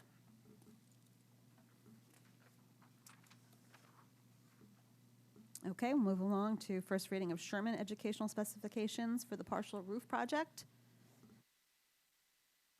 So Sherman is the roof that was identified for the 23 school, summer break to be replaced. It's within our waterfall, and it's where we are moving forwards with. Ed spec is virtually the same as the Riverfield, with the exception of the school location. Any questions on Sherman? Ms. Max Kennelly.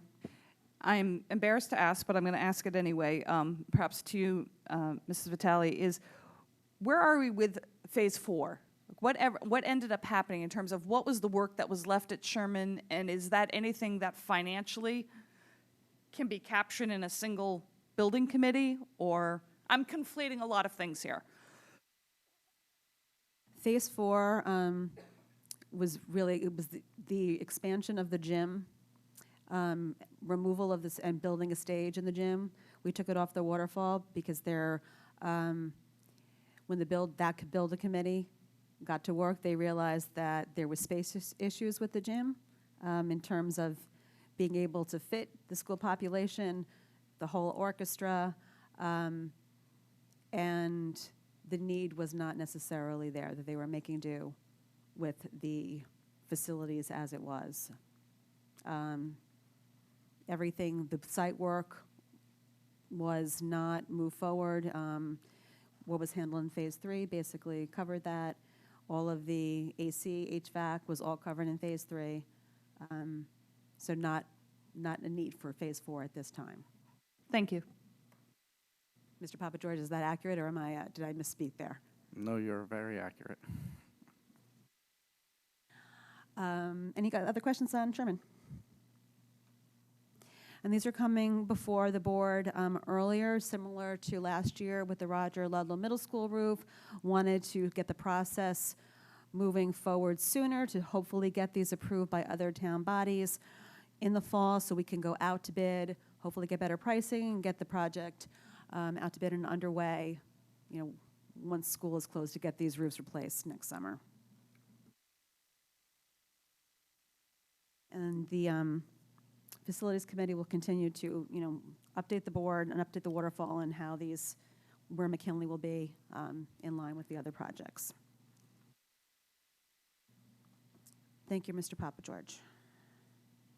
Moving on to approval of minutes, that the Board of Education approve the May 10th, 2022 regular meeting minutes. Can I have a motion?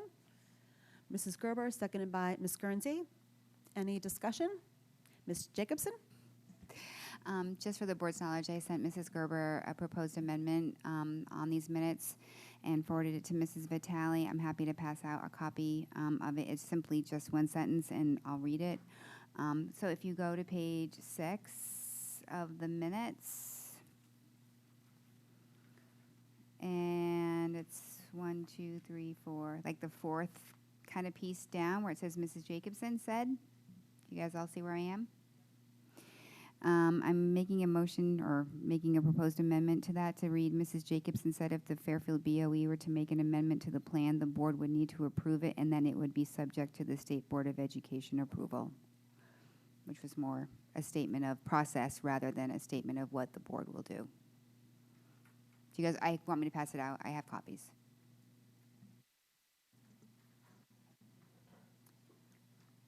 Mr. Asa? Just a question. I know that time is taken to create these minutes from a recording.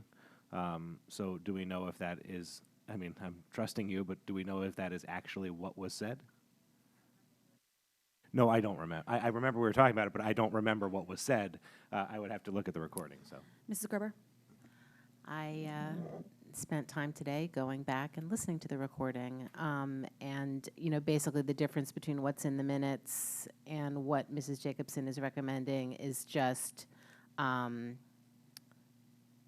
that it's more if the Fairfield Board of Ed were to make an amendment to the plan, the board would need to approve it, and then it would be subject to the State Board of Education approval, whereas originally it's not quite as nuanced or detailed perhaps as what she said. But this isn't verbatim what she said, but it is what she said based on the recording that I listened to today.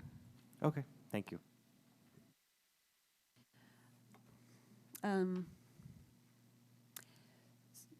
I'll second that amendment. And any further discussion about the amendment? All in favor of the amendment? Ms. Jacobson, Ms. Guernsey, Mrs. Gerber, Mrs. Vitale, Mr. Asa, Ms. Maxon-Kennelly, Ms. Kelly. All opposed? Abstentions? Ms. Vitale? Motion carries, 7-1. 701. Back to the main motion as amended. All in favor of the minutes as amended. 701. Motion carries. Thank you. Okay, moving on to the superintendent's report. Mr. Cummings? All right, thank you. I'm going to have Mr. Papa George come back up. We wanted to, as we're heading into the unofficial start of summer this weekend, ask Mr. Papa George to speak both about some facility updates that have been on the minds of the board, as well as give us a preview of some of the summer work projects. Good evening again. I think the biggest facilities update to share with everyone tonight is that we have officially received the first draft copy of the retro commissioning for Building 1 that has been done. We are in the process of reviewing, and we have a meeting set up with the engineers tomorrow to go through it page by page and make sure that it is meeting everything that we have asked for them in this RFP. We're very excited about it, and very, well, excited is the best word, but as you can see, it's not an easy process. This is one building, and we have 17 to do, so it will be a long process as we thought it would be, and it is a very thorough process. So, again, excited to have it in front of us. That is our biggest, I think, facilities challenge that we've had is indoor air quality, and I think this is a big step to getting that underway. Mrs. Maxon-Canale.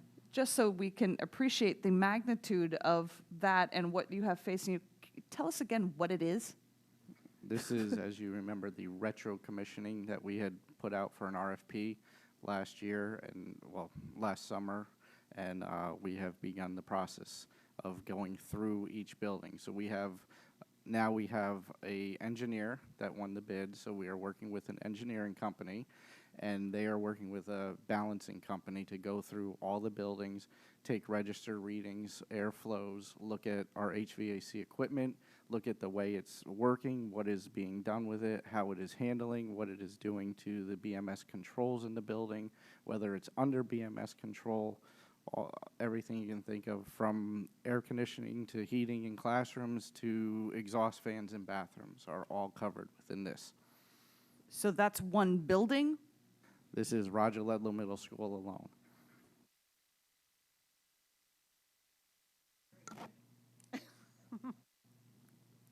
I hope you are as much as I.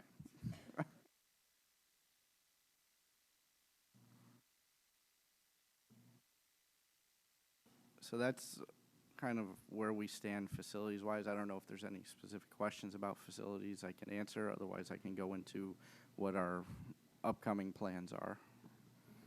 Any other questions right now? We talked about Riverfield. That was the other news that we needed to share. Seeing no questions, go on.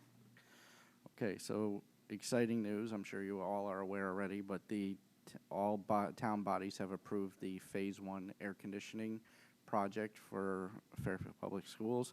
So we are very excited about that. It received RTM approval just this week. In addition to that, we have the burr boilers that we are working on.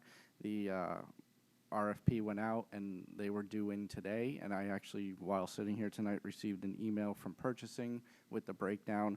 We actually, very exciting, we received 5 RF responses, so that's actually a very good number for us. So we're happy about that. We have the Fairfield Ledlow High School elevator project, which has been approved by all town bodies, and we are working to go out to RFP for a design company for that. We have, I don't know if you remember or not, some of you may not even have been here, the Fairfield Woods elevator was an approved project many years ago to be, I shouldn't say many years ago, before COVID was approved. Due to delays with manufacturing and everything, it's something that we could not move forwards with. We have received the bid documents now from our engineer of record that we had hired when we first started this, and we are looking to move that project forwards to go out to bid for replacement of the elevator. The Fitz House rooftop units have been approved by all town bodies as well, and that RFP is due back from engineering tomorrow, as a matter of fact. All sealed bids are due in tomorrow for that one. And AC I mentioned, so those are our capital projects, all approved and moving forwards. Budget projects, as you know, for next year were the Burr flooring, Osborne Hill bathrooms, and the Tomlinson Middle School rooftop unit.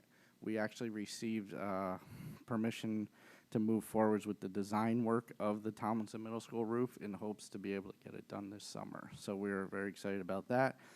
The Osborne Hill bathrooms, we did meet with an architect, so we're waiting for proposals back from them so that we can try to move that one forwards. And the Burr flooring, we are still working with purchasing. We're going to go out to bid once the 22-23 year budget comes available. So that one will come up as budget is available. Sorry. Something to note, just so everyone is aware, we talk about the Fitz House rooftop units and the design and engineering being due back tomorrow. One of the things that we did discuss with the engineers when we did the pre-bid walkthrough on that, is that we're hoping to get these done this summer, within the time frame of the summer. Two of the engineers that did end up submitting RFPs did inform us that the companies that they work with for designing and purchasing this type of equipment are not even accepting orders until January of 23. So we may run into some problems with that one, and that would be also the same 5 companies we're expecting for that are the same that bid on the Burr project, and we were told at that walkthrough as well that there's a good possibility that orders for that type of boiler equipment may not be again being accepted until next year. We were also told by a few engineers that they believe that they could get this project done. So we're kind of in that middle of the road. So I've told my team we may have a very busy summer or we may have a very slow summer, but we are working as hard as we can to get all these projects underway and at least continue moving forwards. Thank you. Any questions? Ms. Jacobson. First, I just wanted to thank you for attending all those meetings and carrying a lot of these projects through, and appreciative of all the work that's going to be being done in our facilities. I do, one project you didn't mention was, Mr. Asa had clarified a little bit, I know you came in a little bit later tonight, about the scoreboard. You didn't mention that. So can you give us just an update on the timing for that? We've met with 2 different companies that have both told us that this type of scoreboard is something that's what they consider in stock. So it would be semi-custom but semi-in stock, and they believe they could hit a September deadline. That was 2 different companies we spoke with. We've also worked with purchasing, and we've submitted a draft RFP to go out to bid for the service, because neither of the companies that we have dealt with have state contracts or are on a correct program. So we believe the best option is at this point to go out to bid for this. We're anticipating it slowing down the process, but still hoping to be able to get it done before September. Mr. Issa. I apologize. I have a question, and I'm going to hijack this summer work thread here. Going back to the roofs, and we had the first read of the ed specs. Can you refresh my memory, when our LMS roof was approved, was also in that bonding pre-work for McKinley and Sherman approved? That is correct. So do we need to do anything procedurally, since Riverfield will be taking McKinley's roof, since it was specifically listed as McKinley for that funding? I'm actually waiting to hear back from purchasing about that. Okay, it's on your radar, thank you. Yes, it is. And I apologize, I should have said this in the facilities report, and I'm sorry speaking with you, I just realized this. One thing we did not mention, but we should have, is that after the walkthrough, I believe it was at McKinley, and I apologize if it was not McKinley. No, I'm sorry, Mill Hill. We were asked by some members of the board that we provide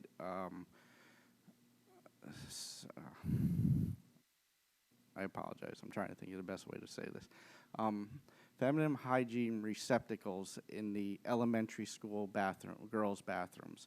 So at that time, we did order them. They've been on 8 months of back order from Rubbermaid. However, we have received them, started to receive them in, and we do anticipate being able to have them in place before the start of the next school year. And that being said, legislation has just come out about free dispensers for feminine products.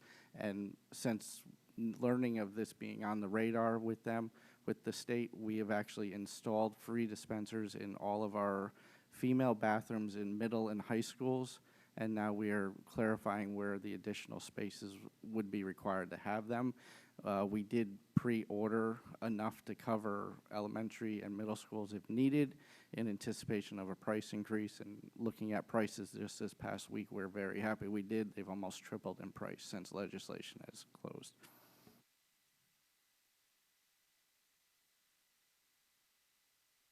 Mr. Asa. I just wanted to just say that thanks, while Mr. Peterson isn't present, he is the one responsible for bringing up that discussion about McKinley being bonded for the pre-work. So just credit to Mr. Peterson for that, so thank you. Very Mrs. Maxinelli. Just to that last point that you raised, I hate to ask this, but given all that we've gone through this year, will someone keep track of issues of wasteful use of the free products, i.e. them becoming toys, just being machines being emptied, ever being used for vandalism? Will that be tracked? We don't necessarily track. We don't necessarily track the use and how they're being dispensed or used, but we will obviously track our ordering to see if we see a large increase in ordering. We've always provided to the school nurses, so we didn't actually take a large hit when we started installing in bathrooms, so we're going to monitor and keep an eye on that. No, exactly to the point, because if it were the nurse dispensing it, that's very different. If it's a machine in a bathroom and you've got whether it's a innocent, curious first grader or a high schooler, I would be concerned about that. But thank you. Absolutely. Any other concerns about facilities or questions about facilities? Thank you, Mr. Papa George. Thank you. Okay, moving on to committee liaison reports.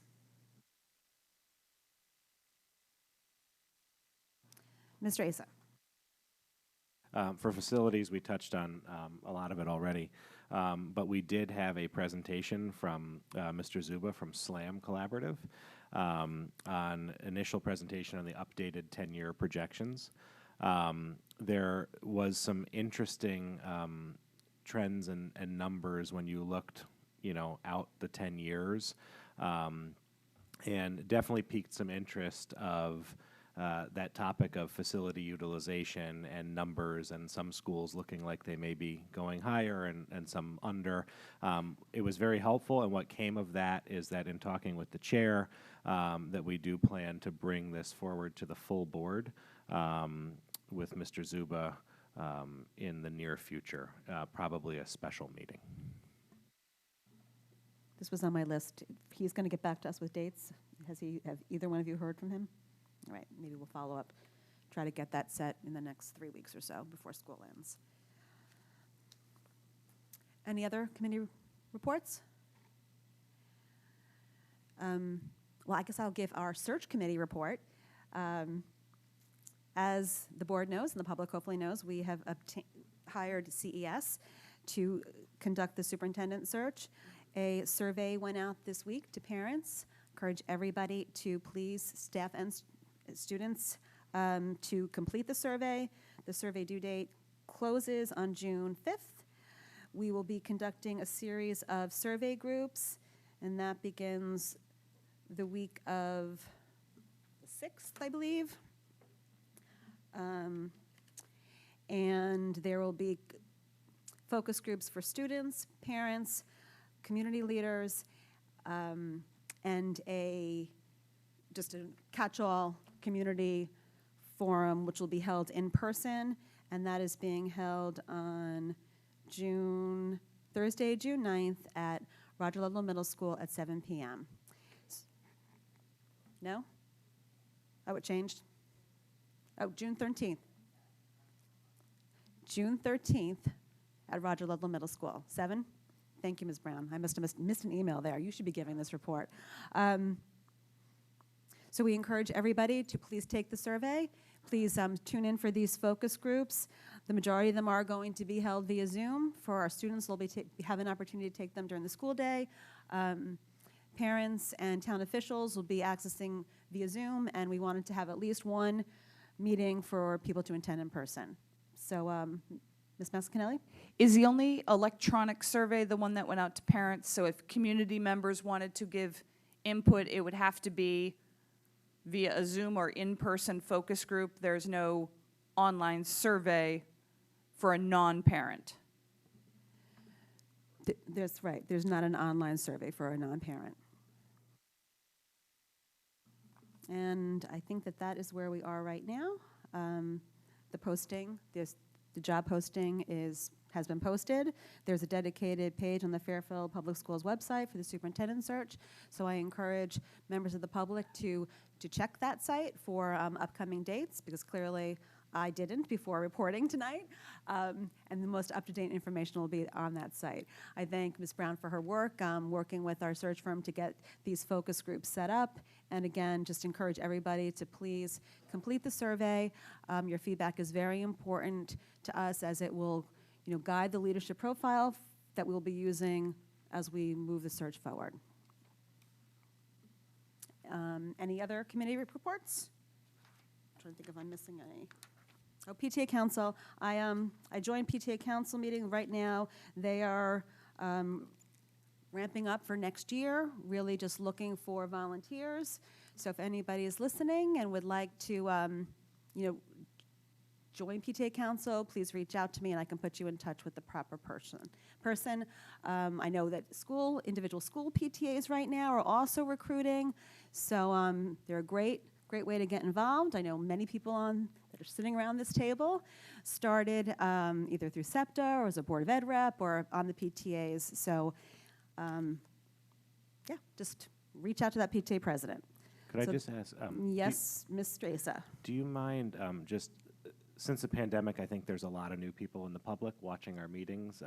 Could you just give like a real quick summary on what PTA Council is for those that might not know? PTA Council there's a lot of misconception about PTA Council. People think that PTA Council basically is the governing body for all of the individual PTAs. That is not the case. PTA Council is a collection of volunteers. PTA presidents, PTA council reps from each of the schools participate on that body, and they take a district-wide view for promoting programming, giving PTA individual units a forum to connect with each other, learn from each other, and potentially work together to put forward district-wide programming for parents and for students. Over the years, there's been grant programs. There's been some revamping over the last few years. The pandemic has definitely been challenging in terms of getting volunteers. So as I said, they're really looking to next year to really revamp, engage the individual units to just better meet the needs of the schools, increase engagement, and really looking, the organization as itself, and Ms. Guernsey served on that body, Ms. Jacobson served on that body for many years, so jump in if I'm leaving anything out. It also serves as a means of connecting the individual school PTAs with the board and with the superintendent. I know when I was a PTA president, we would meet with the superintendent, probably quarterly, just to discuss the needs of the district and what was happening in the buildings. I know that these last couple of years have been challenging, but I know that there's a desire to re-engage on that level as well.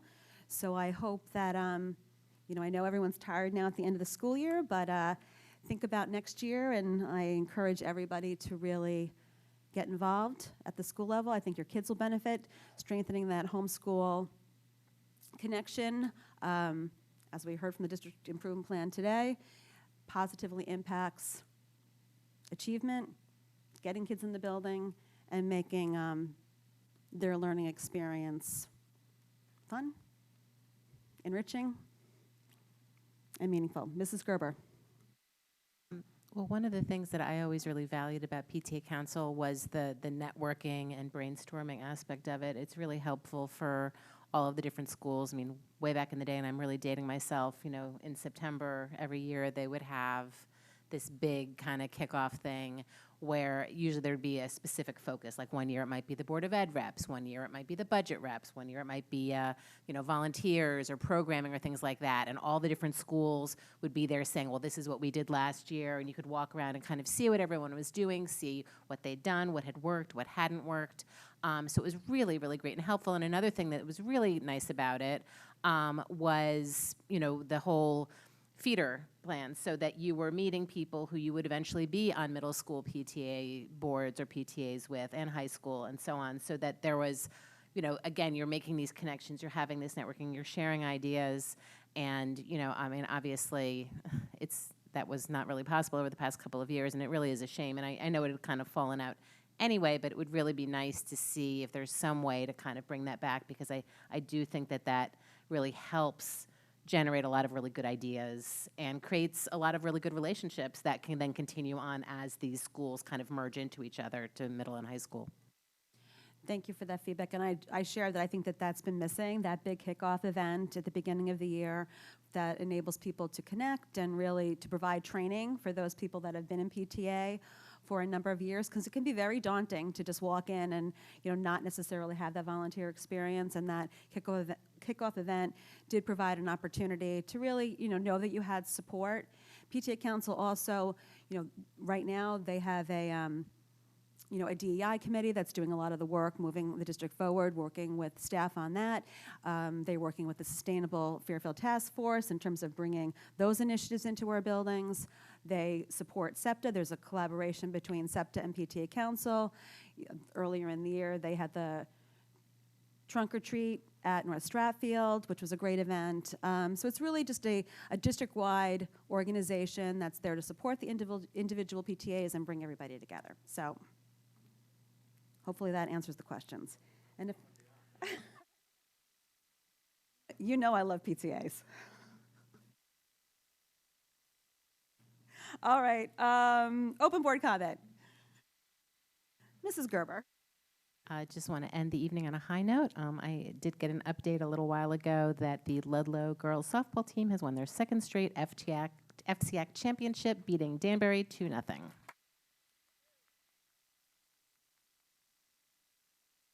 Ms. Jacobson.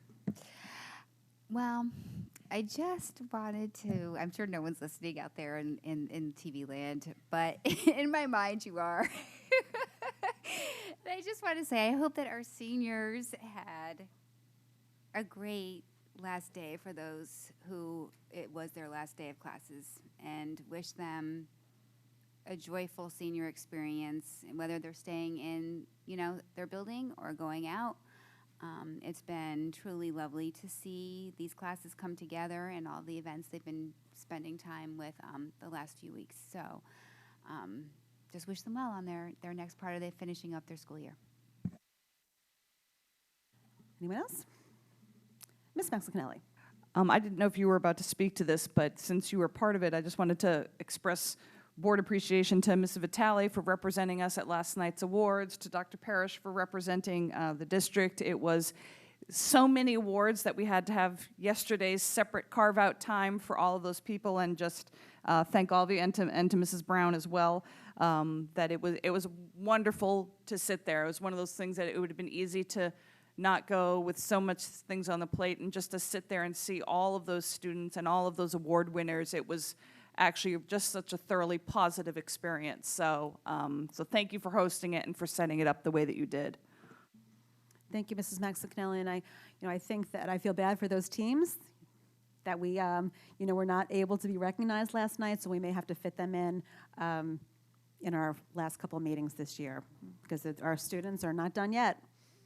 And to that point, I'm afraid to say that the big game tomorrow, I don't even want to say more than that. I'm just hopeful that we have more good news to announce at our June 14th meeting for the baseball. Agree. Okay, we did that. Public comment. Okay. And with that, motion to adjourn, Mr. Asa, second by Mr. Rotelli. All in favor. Motion carries 8-0.